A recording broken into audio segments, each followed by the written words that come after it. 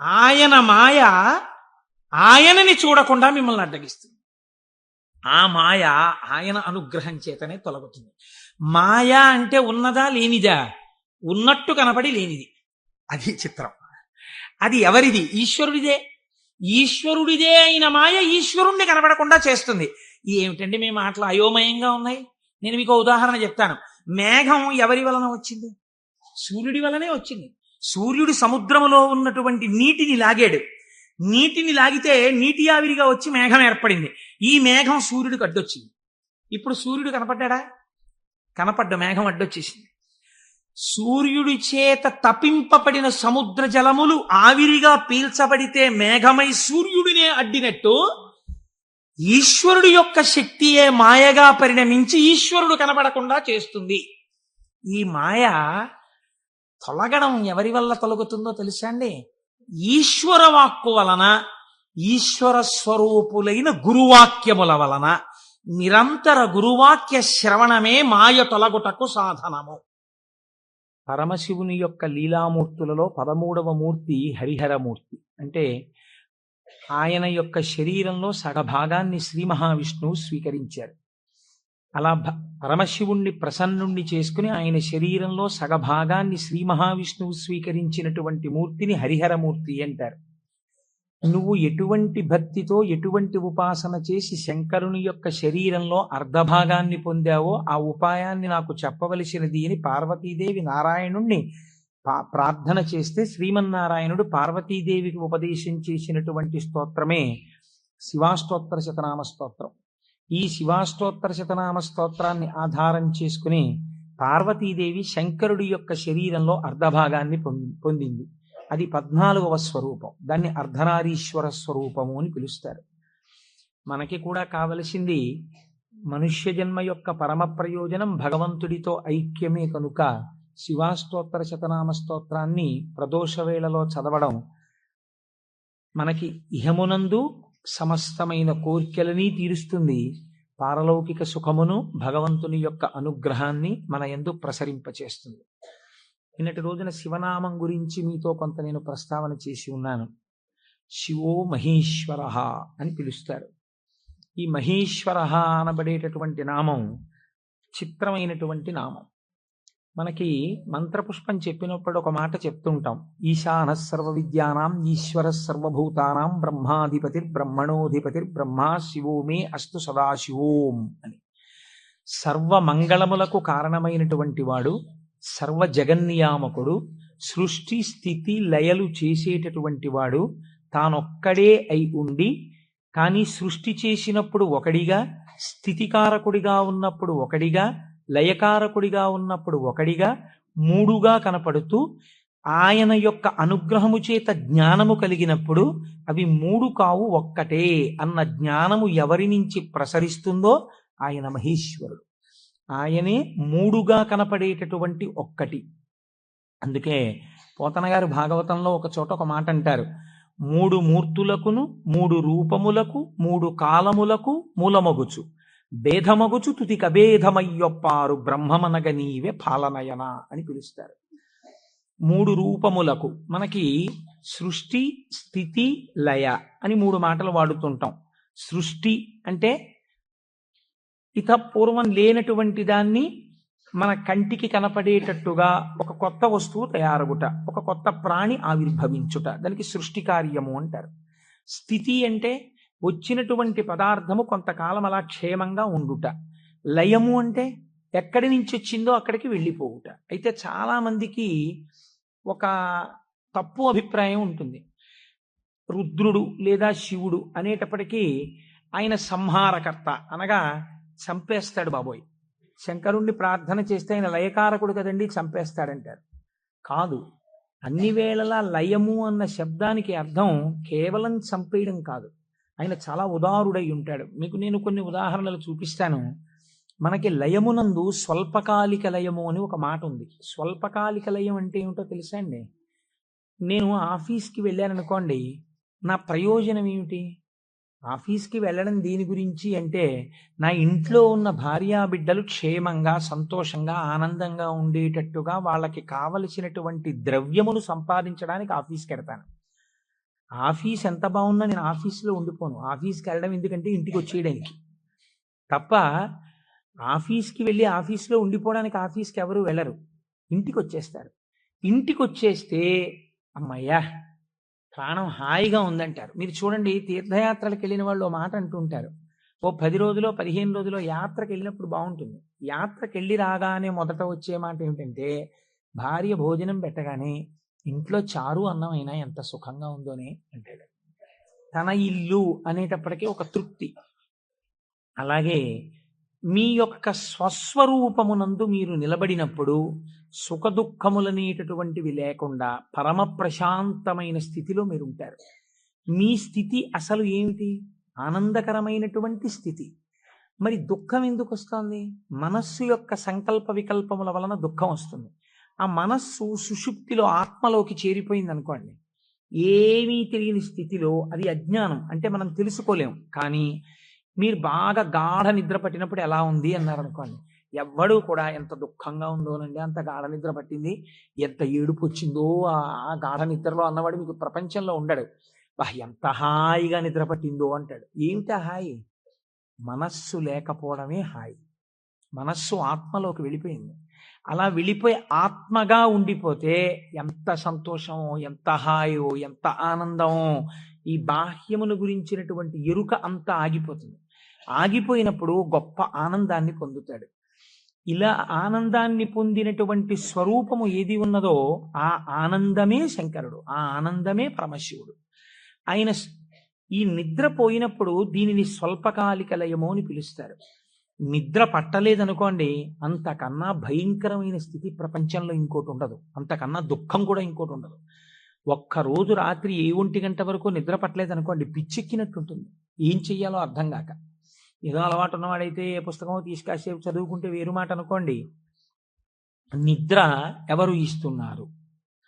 నిద్రని భగవంతుడు మీరు అర్థించకుండా, మీరు ఏ ప్రయత్నమూ చెయ్యకుండా తిరిగి తిరిగి తిరిగి తిరిగి విషయ సుఖాలలో మీరు మగ్నమై ఇంద్రియములన్నీ అలిసిపోయి మనస్సు అలిసిపోతే ఈ శరీరాన్ని తీసుకెళ్లి ఓ మంచం మీదో, పరుపు మీదో, నేల మీదో, చాప మీదో, బొంత మీదో పడుకోబెట్టేస్తే ఆయన చక్కగా ఇంద్రియాల్లో ఉన్న శక్తిని అంతటినీ తీసి మనస్సులో పెట్టేస్తాడు.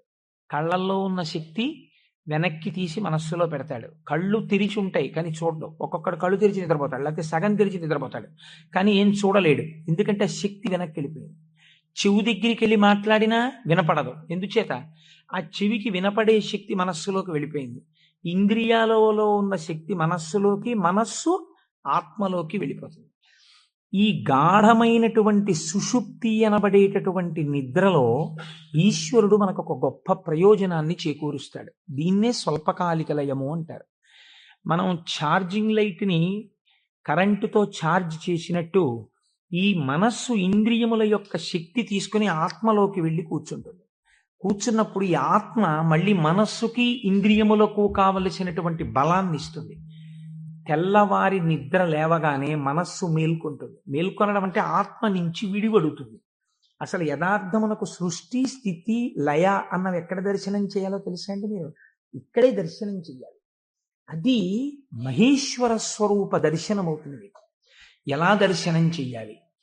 మీకు నిద్ర లేవగానే మొట్టమొదటి ఆలోచన అయితే వచ్చిందో దానికి మీరు సాక్షిగా ఉన్నారనుకోండి. తెలివి రాగానే నాకు మొదట ఏం ఆలోచన వచ్చింది అంటే ఆలోచన మనస్సు యొక్క స్వరూపం. అది ఏం ఆలోచించిందని మీరు ఆలోచనని పసిగట్టి వేరుగా ఉండడం మీరు ఆత్మగా ఉండడం. ఆత్మగా ఉండి మీరు మొదటి ఆలోచనని చూశారనుకోండి, దాని ఆలోచనల్ని చూడడం మీకు అలవాటు అవుతుంది. ఇది సృష్టి, చతుర్ముఖ బ్రహ్మ దర్శనం. కాబట్టి బ్రహ్మగారికి పూజ లేదు. ఎందుకనంటే ఆ సంకల్ప దర్శనము చేత మాత్రమే మీరు బ్రహ్మదర్శనం చేసేస్తారు. సృష్టి ప్రారంభమైంది అంటే మీ మనస్సు బయటికి వచ్చింది. ఇప్పుడు మీకేం కావాలి? స్థితి కావాలి. స్థితి అంటే నిర్వహణ శక్తి కావాలి. కొన్ని సంకల్పములను మనస్సు చేస్తుంది, వీటిని విడగొట్టగలిగిన ప్రజ్ఞ కావాలి. అది వ్యగ్రతతో ఇవాళ ఈ పని చెయ్యి అంటుంది, నేను చెయ్యను. నీకేం, నీ సొమ్మేం పోయింది నువ్వు చెప్తావు, కానీ మూట కట్టుకొని అనుభవించవలసిన వాడిని నీ చెయ్యను అని మనస్సుకు ఎదురు తిరిగి చెప్పి, ఈ మాట చెప్పావు చాలా బాగుంది, ఇది చేస్తున్నాను అని మనసు చెప్పినవి కొన్ని అంగీకరించగలగాలి. ఇలా చెయ్యడానికి మీకు సమర్థత కావాలి. ఇది నిర్వహణ సమర్థత. అడ్మినిస్ట్రేటివ్ ఎబిలిటీస్ అంటారు చూసారా. ఒక కుర్చీలో కూర్చుంటే ఆయన ఆఫీసర్ గారు, ఆ కుర్చీకి ఒక శక్తి ఉంటుంది. ఆ శక్తిని పొంది ఉన్నవాడు స్థితికారకుడు. స్త్రీగా చెప్తే నారాయణి అమ్మవారు, పురుషుడిగా చెప్తే శ్రీ మహావిష్ణువు. ఆయన స్థితికారుడు. కాబట్టి మీరు ప్రాతకాలమునందు తప్పకుండా విష్ణునామం చెప్పాలి. మీరు పూజా మందిరంలోకి వెళ్ళి కూర్చోగానే విష్ణునామంతో ప్రార్థన ప్రారంభం కావాలి. అందుకే ఓం కేశవాయ స్వాహ, ఓం నారాయణాయ స్వాహ, ఓం మాధవాయ స్వాహ, గోవింద విష్ణు మధుసూదన త్రివిక్రమ వామన శ్రీధర హృషికేశ పద్మనాభ దామోదర సంకర్షణ అని ఒకవేళ మనకి సరిగ్గా చెప్పడం చేత కాదేమో అని ఋషులు నిర్ణయించేశారు. అసలు పూజ ప్రారంభమే ఆచమనంతో, ఆచమనం విష్ణునామాలతో. ఆ విష్ణువు యొక్క శక్తి మీ యందు ప్రసరిస్తే మీకు సాయంకాలం వరకు ఆ ప్రజ్ఞ అలా వెడుతుంది. ఎందుకంటే జాగృతిలో ఉన్నప్పుడే మీరు ఇంద్రియాల్ని మనస్సుని ఈశ్వర స్వాధీనం చేయాలి. దీనికి కావలసిన ప్రజ్ఞ, మీ ఆలోచనల్ని చక్కదిద్దుకోగలిగిన ప్రజ్ఞ మీ యందు ప్రసరిస్తుంది. కాబట్టి విష్ణు పూజతో రోజు ప్రారంభం కావాలి, విష్ణునామంతో ప్రారంభం కావాలి. తరువాత మీరు అభిషేకం చేసుకోవచ్చు, శివార్చన చేయవచ్చు. నేను అలా చెయ్యవద్దని నేను చెప్పట్లేదు. విష్ణునామంతో ప్రారంభించాలి. మనకి భగవంతుడు ఒక్కడే, కానీ మనకి ప్రయోజనం చేకూర్చడానికి అన్ని రూపాల్ని పొందాడు. రాత్రి నిద్రపోయే ముందు శాస్త్రం అంది 11 మార్లు. ఇంకా నువ్వు నామం చెప్పేసిన తర్వాత ఇక మాట్లాడకూడదు. 11 మాటలు శివ శివ శివ శివ శివ శివ శివ అని 11 మాటలు అనుకుని విశ్రాంతి స్థానమునకు శరీరమును చేర్చేయాలి. ఇక పడుకున్న తర్వాత ఇక మాట్లాడడం. ఇప్పుడు ఈ శివానుగ్రహం స్వల్పకాలిక లయం. సృష్టిని దర్శనం చేశాడు, స్థితికారకుణ్ణి ప్రార్థన చేశాడు. ఈ రోజు చేసినటువంటి పనులన్నీ మంచి పనులైతే నిద్రలో నీకు సాత్వికమైనటువంటి ఆలోచనలు వస్తాయి.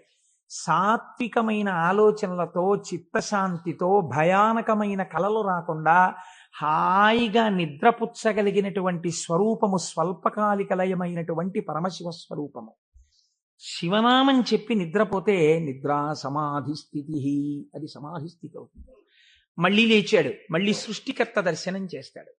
తొలితలంపు ఏది వస్తోందో దాన్ని మీరు ఈశ్వరుడి వైపుకి తిప్పడం అలవాటు చేయాలి మనస్సుకి ప్రయత్నపూర్వకంగా.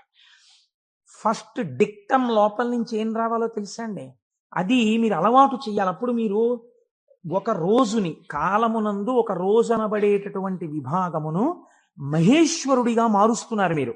ఇది మహేశ్వరార్చనము. ఒక రోజు మహేశ్వరుడైంది, మీరు ఆ మహేశ్వరార్చన చేత మీరు మహేశ్వరుడైనారు.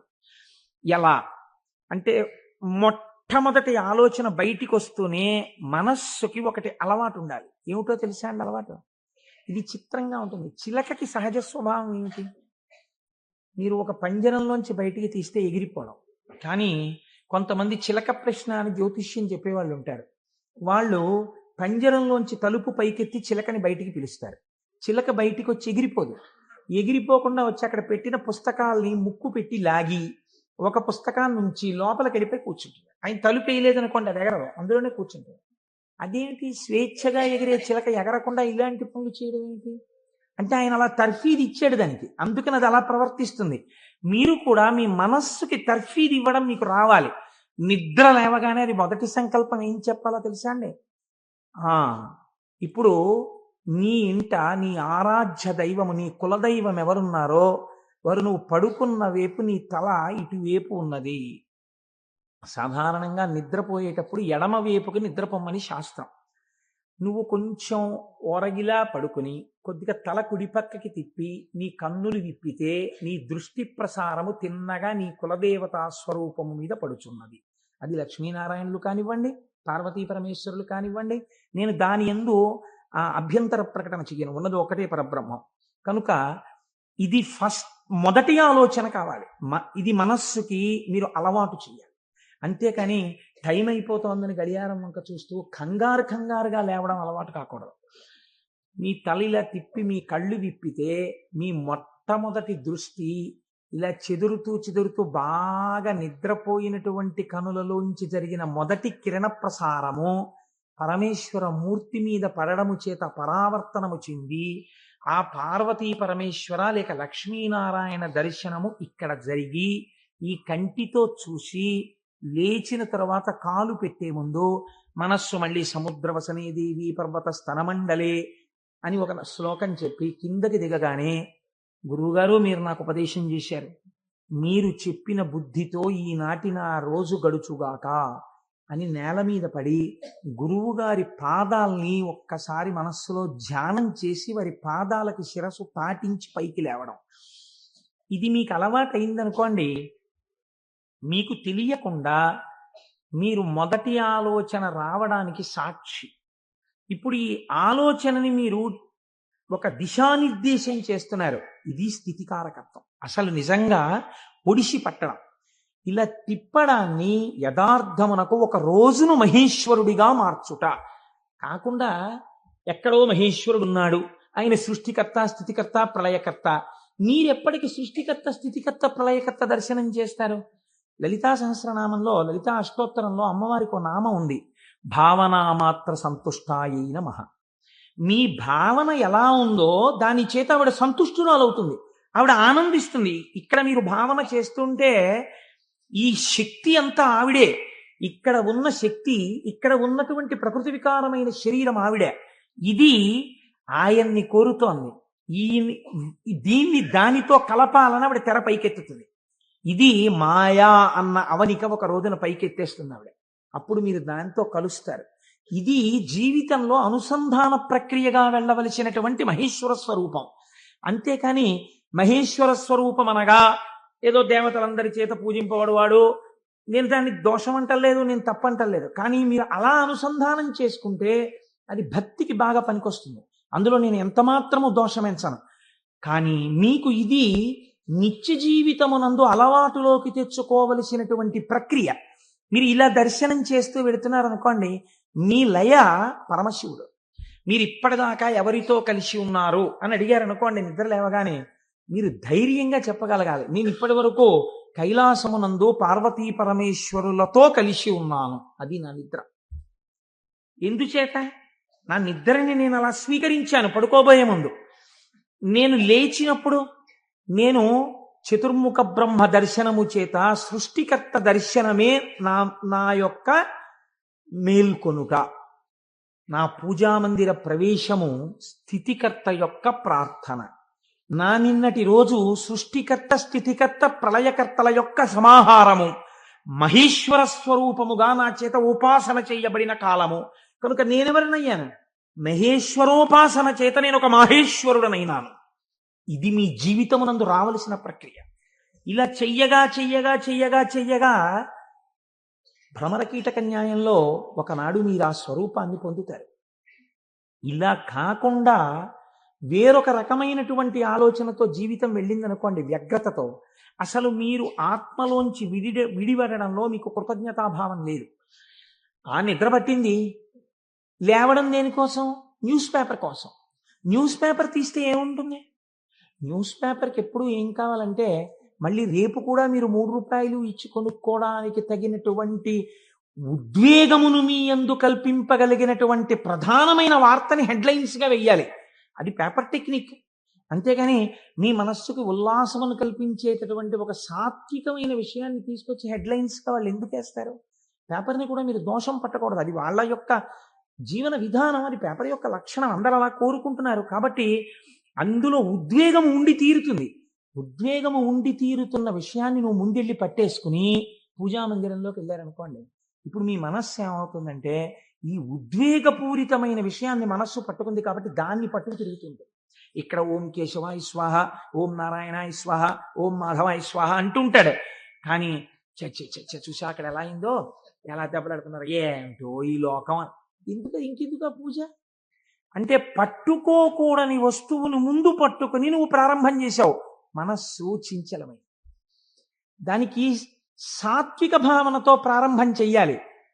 పరమ సత్వగుణ ప్రధానుడై స్థితికారకుడై మీ మనస్సుని ఆహ్లాదపూరితముగా ఉంచి ఈశ్వరాభిముఖం చేయగలిగిన శక్తి విష్ణు శక్తి. అందుకని విష్ణునామంతో రోజు ప్రారంభం కావాలి. కనుక ఇది మీరు నిత్య జీవితంలోకి మహేశ్వర స్వరూపాన్ని తెచ్చుకోవలసినటువంటి విధానం. ఇప్పుడు ఈ మహేశ్వరుడు మీరు మామూలుగా వాంగ్మయ రీత్యా చూసినప్పుడు ఈయన నియంత. నియంత అన్న మాట నేను తేలికగా ఎందుకు వాడేశానో తెలుసా అండి? అది పౌరాణికమైన భాషలో వాడబడిన మాట కాదు. నువ్విలా ఎందుకు చేశావు అని వేరొకరు అడగలేనివాడు. ఈ ఈశ్వరుడు యొక్క స్థితి ఎలా ఉంటుందంటే, అసలు మీరు అలా అడగడానికి వస్తువుని ఆయన మీకు దూరం చెయ్యాలి, మీ చేత ఏడిపించాలి. అది ఆయన తప్ప ఒప్ప? మీరు చేసిన పాపపుణ్యాలను ఆయన లెక్క రాసుకున్నాడు. నాకు వద్దు అంటే, నాకు దుఃఖం వద్దంటే చెయ్యకు పాపం. దుఃఖం వద్దనుకుంటే పాపం చెయ్యకు. ఈశ్వరుడు నీకు పుణ్యమే చేస్తే నీకు సుఖమే ఇవ్వడానికి ఆయన సిద్ధంగా ఉన్నాడు. నువ్వు బురదగుంటలో పడుకుని నాకు పన్నీటి వాసనలు కొట్టాలి నా శరీరం అంటే ఎందుకు కొడుతుంది? ఎలా కొడుతుంది? నువ్వు ఏం చేశావో దాని ఫలితాన్ని నువ్వు పొందుతుంటావు. కాబట్టి ఈశ్వరుడు నీ కంటికి కనపడి ఫలితాన్ని ఇవ్వడు, వెనక నుండి ఫలితాన్ని ఇస్తాడు. ఇదే పోతన గారు అంటారు, స్త్రీ పురుష నపుంసకమూర్తియును కాక తిర్యక అమర నరాది మూర్తియును కాక కర్మ గుణ భేద సరసత్ ప్రకాశి కాక వెనుక నన్నియుతానగు విభుతలంతు. ఆ వెనకనున్న పరమాత్మ ఉన్నాడే, నేను ఆయనకి నమస్కరిస్తున్నాను అన్నారు. ఇప్పుడు చూడండి, ఆ మహేశ్వర శబ్దం గురించి అన్నారు, త్వం ఈశ్వరాణం పరమం మహేశ్వరం తం దేవతానాం పరమంచ దైవతం. దేవతలందరూ కూడా ఎవరిని ప్రార్థన చేసి నమస్కరిస్తారో, సర్వ జగత్తుని ఎవడు నియమించి పోషించి రక్షించుతున్నాడో, ఎవడు దీనిని నిలబెడుతున్నాడో, ఎవడు తనలోకి తీసేసుకుంటున్నాడో వాడే మహేశ్వరుడు. వాడు సర్వజగన్నియామకుడు, వాడు పరబ్రహ్మమై ఉన్నాడు. ఇటువంటి పరబ్రహ్మము నీకెక్కడ దర్శనమవుతుంది అని అడిగారు. చూడవచ్చా? మాకు ఎప్పుడైనా ఇలాంటి వాడిని ఒకసారి చూడాలనిపించింది అంటే శాస్త్రం అంది, మహేశ్వర దర్శనము చెయ్యడానికి మహేశ్వర దర్శనము చెయ్యాలన్న తాపత్రయము నీకు కలగాలి అని. ఇదొక చిత్రమైన మాట అండి. మీరు కొంచెం జాగ్రత్తగా ఆలోచించండి. ఒక మహాపురుషుడు ఒక ఆయన ఉన్నాడు ఈ లోకంలో. కృష్ణావధానుల గారని ఒక ఆయన ఉన్నారు. ఆయన ఒక మహాపురుషుడు. వేదం చదువుకోవడం కాదు, చదువుకున్న వేదాన్ని నిరంతరము అనుష్ఠానములోకి తెచ్చుకున్నవారు. అంతటి మహాపురుషుడు ఆయన.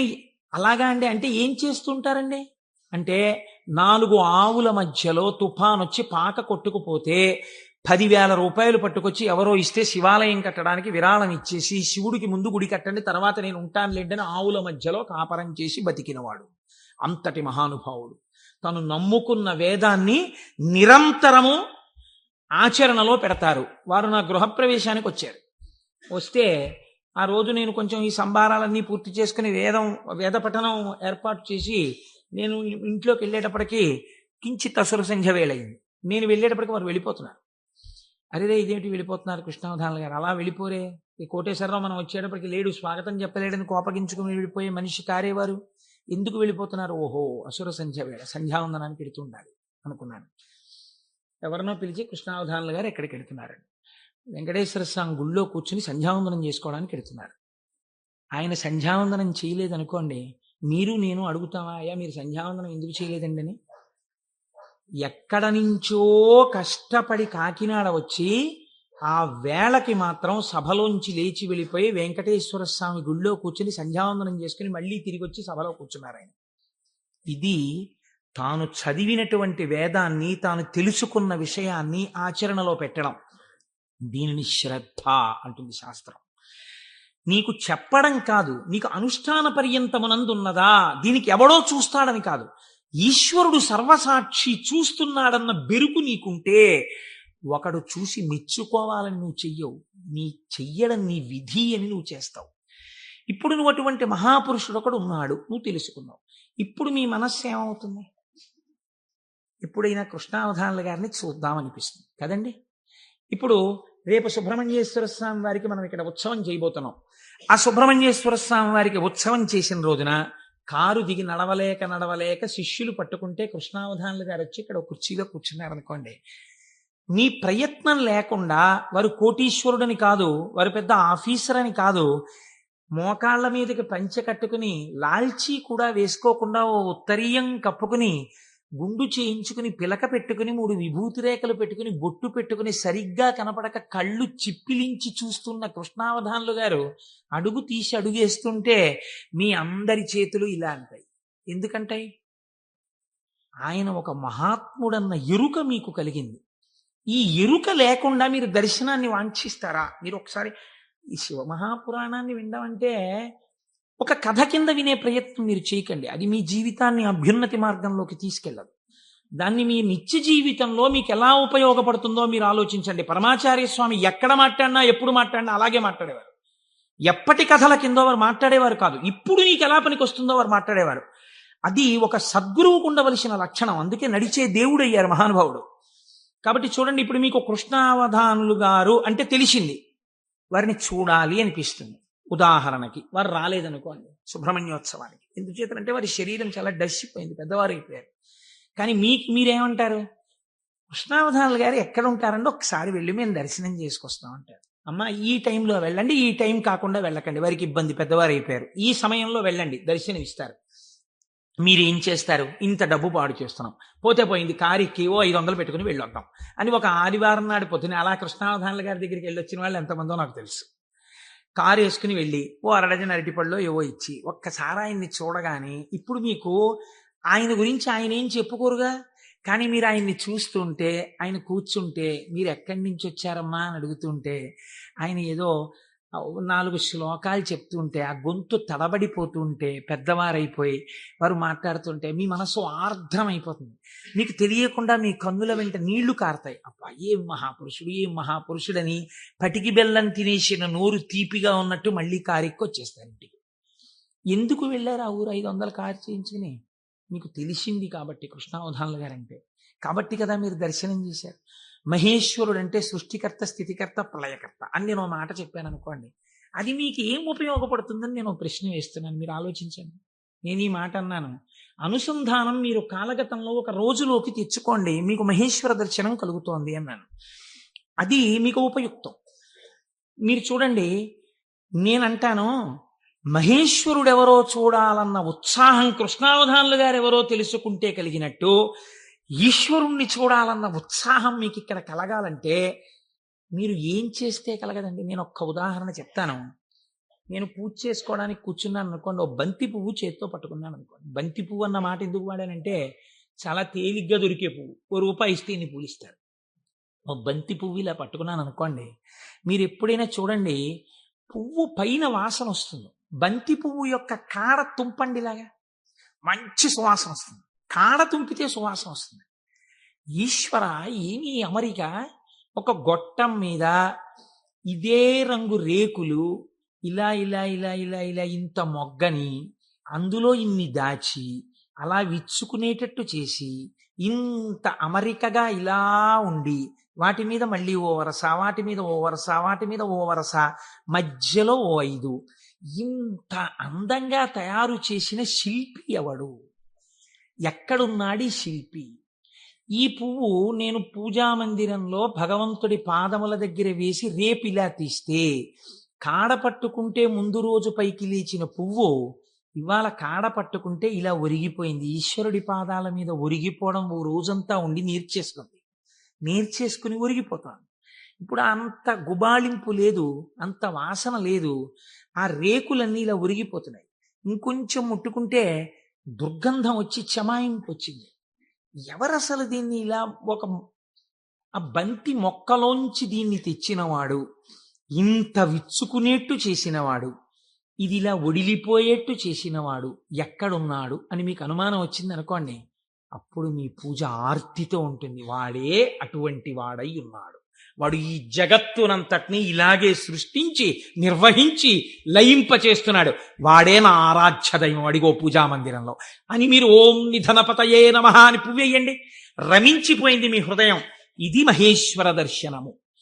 కాబట్టి ఇప్పుడు ఈ ఉత్సుకత, చూడాలి చూడాలి చూడాలి ఈశ్వరుణ్ణి అన్న తాపత్రయం మీరు సృష్టి స్థితి లయానుసంధానము నిరంతర ప్రక్రియగా చెయ్యడంలో ఉంటుంది.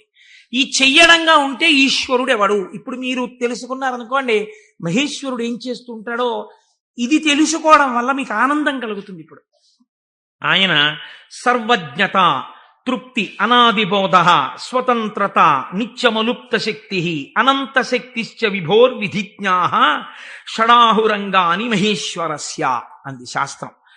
ఆయన సర్వజ్ఞత, నేను ఇక్కడ కూర్చుని ఉన్నాను అనుకోండి, నేను ఈ సభలో జరుగుతున్న విషయాన్ని పసిగట్టగలను. అసలు అది కూడా ఒక్కొక్కసారి జరగదు. ఎందుచేత అంటే నేను ఒక్కొక్కసారి అడిగినటువంటి ప్రశ్న కొంతమందికి ఈయన నిజంగానే అడుగుతున్నాడా అనిపించవచ్చు. ఎందుచేత అంటే మీరు నిన్నను కోటేశ్వరారు నిన్న ఉపన్యాసానికి వచ్చాను, నిన్న మీరు వచ్చారా అంటే అదేమిటి మీ ఎదురుగుండానే కదండి కూర్చున్నాం అంటారు. నాకు స్ఫురణలోకి వెళ్ళదు. ఎందుకు వెళ్ళదు అంటే నేను ఒక విషయాన్ని ప్రతిపాదన చేస్తున్నప్పుడు నా మనస్సు అసలు ఆ విషయం మీద రమిస్తే కదా అది వాక్కులుగా బయటికి వచ్చేది. నా మనసే రమించలేదనుకోండి, నా మనస్సు లోపల దర్శనం చేయట్లేదనుకోండి, మీకు వాక్కులుగా ఎలా వస్తుంది నా నోటి నుంచి? నా మనస్సు అక్కడ ఉండిపోయినప్పుడు నా కన్నులు ఇలా తిరిగినా ఏవో కళ్ళంలోంచి మనసులో కెడతాయి, కానీ ఇవన్నింటినీ మనసు పట్టుకుంటోందని మీరు అనుకుంటున్నారా? పట్టుకోవట్లేదు. ఎందుకనంటే ఆ మనసు వేరొక వస్తువును పట్టుకుని ఉంది. దానికోసం ఉపన్యాసం చెప్పడం, ఇంకో ప్రయోజనం కోసం కాదు. ఇలా కూర్చుంటే కాసేపు పట్టుకుంటుంది ఆ వస్తువునని. కాబట్టి ఇప్పుడు అది పట్టుకుని ఉంది, కాబట్టి ఇది పట్టుకోదు, ఇది వదిలిపెట్టేసింది. కాబట్టి కన్ను చూసినా మనస్సు పట్టుకోకుండా వదిలిపెడుతోంది.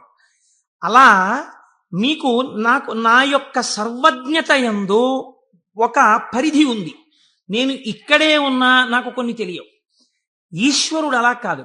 మహేశ్వరుడంటే సమస్త ప్రాణుల యొక్క హృదయగతమైన అభిప్రాయములను కూడా తెలుసుకోగలడు. మీరు బాగా గుర్తుపెట్టుకోండి. మీరు చేస్తున్న పూజని చూసి నేను పూజ చేసుకుంటున్నాను అనుకోండి, ఉదాహరణ, వేరొకరి మీద ఎందుకు పెట్టాలి? నేను పరమ డాంబికంగా ఇన్ని పువ్వులు పెట్టుకుని ఓం నిధనపతయే నమః, ఓం నిధనపతాంతికాయ నమః, ఓం ఊర్ధ్వాయ నమః, ఓం ఊర్ధ్వలింగాయ నమః అన్న పూజామందిరంలో కూర్చుని పుష్పార్చన చేస్తున్నాను అనుకోండి. మీరు కోటేశ్వరరావు గారు ఉన్నారా అండి అని హాల్లోకి వచ్చి కూర్చున్నారనుకోండి. ఆహాహా, ఏం పూజ చేస్తున్నాడండి కోటేశ్వరరావు, నిజంగా ఏమి ఉచ్చారణ, ఏమి నామాలు చెప్తున్నాడు అని మీరు ఇక్కడ గబగబా సోఫాలో కూర్చున్న వారి కింద కూర్చుని కళ్ళు మూసేసుకుని, ఇప్పుడు ఆయన ఇలా పువ్వులు వేస్తుంటారు, ఇలా నామం చెప్తుంటారని మీకు ఆ నామాలు రాకపోయినా మనస్సులో ఇలా ఇలా మీ చెయ్యి అంటూ మీరు పువ్వులు వేసేస్తూ మీరు కూర్చున్నారు. అక్కడ పూజ చేస్తున్న నేను నామాలు నోటితో చెప్తున్నాను, కానీ నా మనస్సు రేపు ఉదయం నేను పెళ్లికి వెళ్ళాలి, ఈ పెళ్లికి వెళ్ళినప్పుడు మనం 10ంటికి ఆఫీస్కి వెళ్ళిపోగలమా, లేకపోతే 1 గంట పర్మిషన్ పెట్టి 11 గంటలకు వెళ్ళిపోగలమా, ఒకవేళ వాళ్ళు భోజనానికి ఉండిపోమ్మంటే దీన్ని వంట చేయమని చెప్పడమా, అక్కర్లేదులే భోజనానికి ఎడదామందామా, భోజనానికి ఎడదామంటే ఇది మీరు వచ్చి నన్ను తీసుకెడతారా ఆఫీస్కి అయితే అంటుందేమో. ఇప్పుడు ఎక్కడున్నాను నేను వాళ్ళ ఇంట్లో పెట్టే భోజనం దగ్గర ఉన్నాను. పైకి ఏం చేస్తున్నాను? ఓం నిధనపతయే నమః, ఓం నిధనపతాంతికాయ నమః. నా పూజ వింటున్నవాడు, హాల్లో కూర్చున్నవాడు ఏం చేస్తున్నాడు? ఆయన కోటేశ్వరారు ఎంత బాగా పూజ చేసుకుంటున్నారో అని తను వచ్చిన పని మర్చిపోయి తను రమించిపోయి ఇక్కడ ఈశ్వరుణ్ణి చూస్తూ ఆయన పాదాల మీద బొడ్డు మల్లెలు వేసేస్తున్నాడు. ఇప్పుడు పూజ చేసిన ఫలితం ఈశ్వరుడు ఎవరికి వేస్తాడో తెలుసా అండి? హాల్లో కూర్చుని ఆయనకి వేస్తాడు. కోటేశ్వరరావుకి ఏం వేస్తాడో తెలుసా అండి? ఆయన పూజ చేసుకునేటట్టుగా గట్టిగా నామాలు చెప్పిన ఫలితం వేస్తాడు. చూసారా? ఇది సర్వజ్ఞత. ఇది మీకు దొరకదు. మీరేమంటారు? నేను బయటకు వస్తే కోటేశ్వరరావు పూజ చేసుకున్నానంటారు. హృదయగతమైన అభిప్రాయమును పట్టగలిగిన వాడు. అందుకే శివానందలహరిలో శంకరాచార్యుల వారు మాట అన్నారు, వటుర్వా గేహీవా ఇతిరపి జటీవా తదితరో నరోవా యక్కశ్చిద్భవతు భవకింతేన భవతి యదీయం హృత్పద్మం యది భవతధీనం పశుపతేహే తదీయస్త్వం శంభో భవసి భవభారంచ వహసి. నువ్వు వటువా మాకు చెప్పకు. నేను ఉపనయనం చేసుకున్న వటువునండి, ఏం కావాలి మాకైతే? నువ్వు సంధ్యావందనం చేస్తావా, గాయత్రి చేస్తావా చెప్పు. గేహీవా, నేను గృహస్థాశ్రమంలో ఉన్నాను, అయితే ఎవరికి గొప్ప? గేహీవా యతిరపి జటీవా తదితరో, అబ్బో మిగిలిన ఆశ్రమాలు ఏవైతే కానివ్వండి, మాకేమిటి గొప్ప? ఇవి కాదు. నీ మనస్సుని ఈశ్వరుడి పాదముల మీద పెట్టడం నీకొచ్చా? నీకొస్తే చెప్పు. ఈశ్వరుడు నీ వెంట పరిగెడుతున్నాడు. నీ మనస్సు అక్కడ పెట్టడానికి నువ్వు చేస్తున్నటువంటి పరిశ్రమకు పూజ అని పేరు. నీకు అది అలవాటు అవ్వడానికి పూజ చేస్తున్నావు. నువ్వు అది అలవాటైపోతే ఎక్కడున్నా పూజ చేయగలవు. అంటే దాని అర్థం పూజ మానేయమని కాదు. కాబట్టి హృదయగతాభిప్రాయమును పట్టగలిగినటువంటి వాడు. ఇది సర్వజ్ఞత, స్వతంత్రత. ఇవి రెండు ముడిపడి ఉంటాయి ఈశ్వరుడితోటి. అన్నీ చూస్తుంటాడు ఏకకాలమునందు. సమస్త చరాచర జగత్తులో ఉన్నటువంటి ప్రాణుల యొక్క హృదయాంతర్గత భావములను తాను చూస్తాడు. చూసి ఆ భావముల యొక్క పరిపుష్టి చేత మోక్షాన్ని కూడా అనుగ్రహించేస్తాడు. నీకు పైకి దొరకదు, నీకు ఒక్క నాటికి పైకి చూస్తే దొరకదు. నేను మీకు దీనికి ఒక ఉదాహరణ చెప్తాను. మనం ఇవి వినటం చేతనే పరమశివుడు ప్రసన్నుడవుతాడు. పెరియ పురాణం అని మనకి నాయనార్ల చరిత్ర చెప్తుంది. అందులో శాక్య నాయనార్ అని ఒక నాయనార్. ఆయనకి గొప్ప శివభక్తి తత్పరుడు. కానీ ఆయన ఉన్నటువంటి రోజులు ఎటువంటివంటే శివుడి గురించి మాట్లాడడం కానీ, శివ అన్న నామం చెప్పడం కానీ, శివార్చన చెయ్యడం కానీ కుదరనటువంటి భయంకరమైన పరిస్థితులలో ఆనాటి రోజులున్నాయి. లోపల పరమభక్తి, శివారాధన చెయ్యాలని కాంచీపురంలో ఉండేవాడు మహానుభావుడు. శివలింగాన్ని ఒక దాన్ని తీసుకొచ్చి రోడ్డు మీద పెట్టారు ఆ రోజుల్లో. ఈయన కోరిక ఏమిటంటే మనసులో ఒక్కసారి ఆ శివలింగం దగ్గరికి వెళ్ళి ఇన్ని పువ్వులు పట్టుకొని కాస్త 2 నామాలు చెప్ప శివలింగం మీద పూలెయ్యాలని. ఆ రోజుల్లో పరిస్థితి ఏమిటంటే శివలింగం మీద పూలు ఎవడైనా వేశాడో, శివుడికి నమస్కరించాడో ప్రళయమే. కాబట్టి ఇప్పుడు ఎలా శివ పూజ చేయడం? ఆయన ఏమించుకున్నాడంటే మార్గం, శివార్చన చేయని వాడిలా పైకి కనపడాలి, లోపల శివార్చన చేస్తున్న కోరికకి తీరాలి. అందుకని ఆయన అటుగా వెడుతూ రోజు అన్నం తినే ముందు కళ్ళంబట నీళ్లు పెట్టుకుని, శివ నీ పూజ చెయ్యకుండా ఎలా తిననయ్యా అన్నమని ఆ రోడ్డు మీద ఉన్న శివలింగం దగ్గరికి వెళ్ళి శివుడివా నువ్వు శివుడివా అనో రాయి తీయడం. ఇంత పెద్ద చామంతి పువ్వు నా చేత్తో పట్టుకున్నాను అనుకుని శివట నిలబడేసేవాడు. లోపల చామంతి పువ్వు వేశాను, శివుడివా అని మళ్ళీ ఇలా తీయడం, శివ అని మళ్ళీ ఇలా ఓ రాయేయడం. ఇంత బొడ్డు మల్లె వేశాను. పరమశివుడి పాదాల మీద ఏం పడ్డాయో తెలుసా అండి? చామంతి పూలు, మల్లెపూలు పడ్డాయి. చూసే వాళ్ళందరూ ఏమనుకున్నారో తెలుసా అండి? వీడు అసలు నిజంగా మన మాట వింటున్నవాడు, చూసావా శివలింగం మీద రాళ్ళు వేస్తున్నాడు వీడు, వీడిని మనం చాలా గౌరవంగా చూడాలనుకున్నాం. లోకానికి అర్థం అవుతుందా, శివుడికి అర్థం అవుతుందా? శివుడికి అర్థం అవుతుంది. ఇది శాక్యనాయనార్ జీవితం. ఇంతే ఆయన పూజ. ఇది ఆర్తిలోంచి వచ్చిన పూజ. ఒకరోజు ఆయన అన్నం తినడానికి కూర్చున్నాడు, భార్య వడ్డించింది. వడ్డిస్తే అన్నం తినబోయాడు. శర్వహ అనో నామం జ్ఞాపకానికి వచ్చింది. ఈ అన్నం నాకు పెట్టినవాడు శంకరుడు, లోపలికెడితే జీర్ణం చేస్తున్నవాడు శంకరుడు, అగ్నిని ఆదేశించి అన్నాన్ని ఉడికేటట్టుగా నా ఇంట పాచకుణ్ణి చేసినవాడు శంకరుడు, నీటిగా ఈ అన్నం ఉడికేటట్టు కలిసినవాడు శంకరుడు. నేను శంకరుణ్ణి, నేను పశువు తిన్నట్టు ఈ అన్నం తినడానికి వచ్చాను. ఇవాళ శివలింగం మీద 4 పువ్వులు వేయడం మర్చిపోయానని అన్నపు పళ్ళెం దగ్గర లేచి భార్యకి చెప్పకుండా పరుగున శివలింగం దగ్గరికి వెళ్ళాడు. పూజ చేయకూడదు, పరిస్థితులు ఎలా ఉన్నాయి? నిలబడి 4 రాళ్ళు తీసి శివుడివా అని మళ్ళీ వేశాడు. వేస్తూ ఇంతకన్నా చెయ్యలేకపోతున్నానయ్యా అని కన్నుల నీరు కార్చాడు. వెంటనే ఈశ్వరుడు ఆయనకి నటరాజమూర్తిగా సాక్షాత్కరించి తనలోకి కలిపేసుకున్నాడు. ఇప్పుడు మీరు చెప్పండి, శాక్యనాయనార్ జీవితంతో మీకేమర్థం అవుతోంది? మహేశ్వరుడన్న శబ్దం చేత మీ సంకల్పములను, మీ హృదయ శుద్ధిని, మీ చిత్తశుద్ధిని చూడగలిగిన వాడు. ఇది ఆయన స్వతంత్రత. ఇప్పుడు మీరు బాహ్యంలో ఆయన లోపల చేసింది మీకు తెలియదు.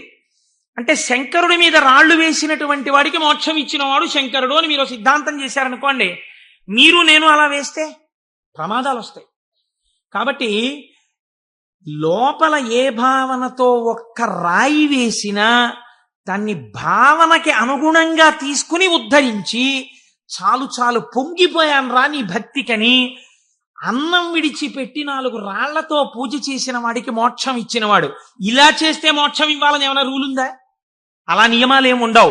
ఈశ్వరుడి స్వతంత్రత, ఆయన ఇయ్యగలడు.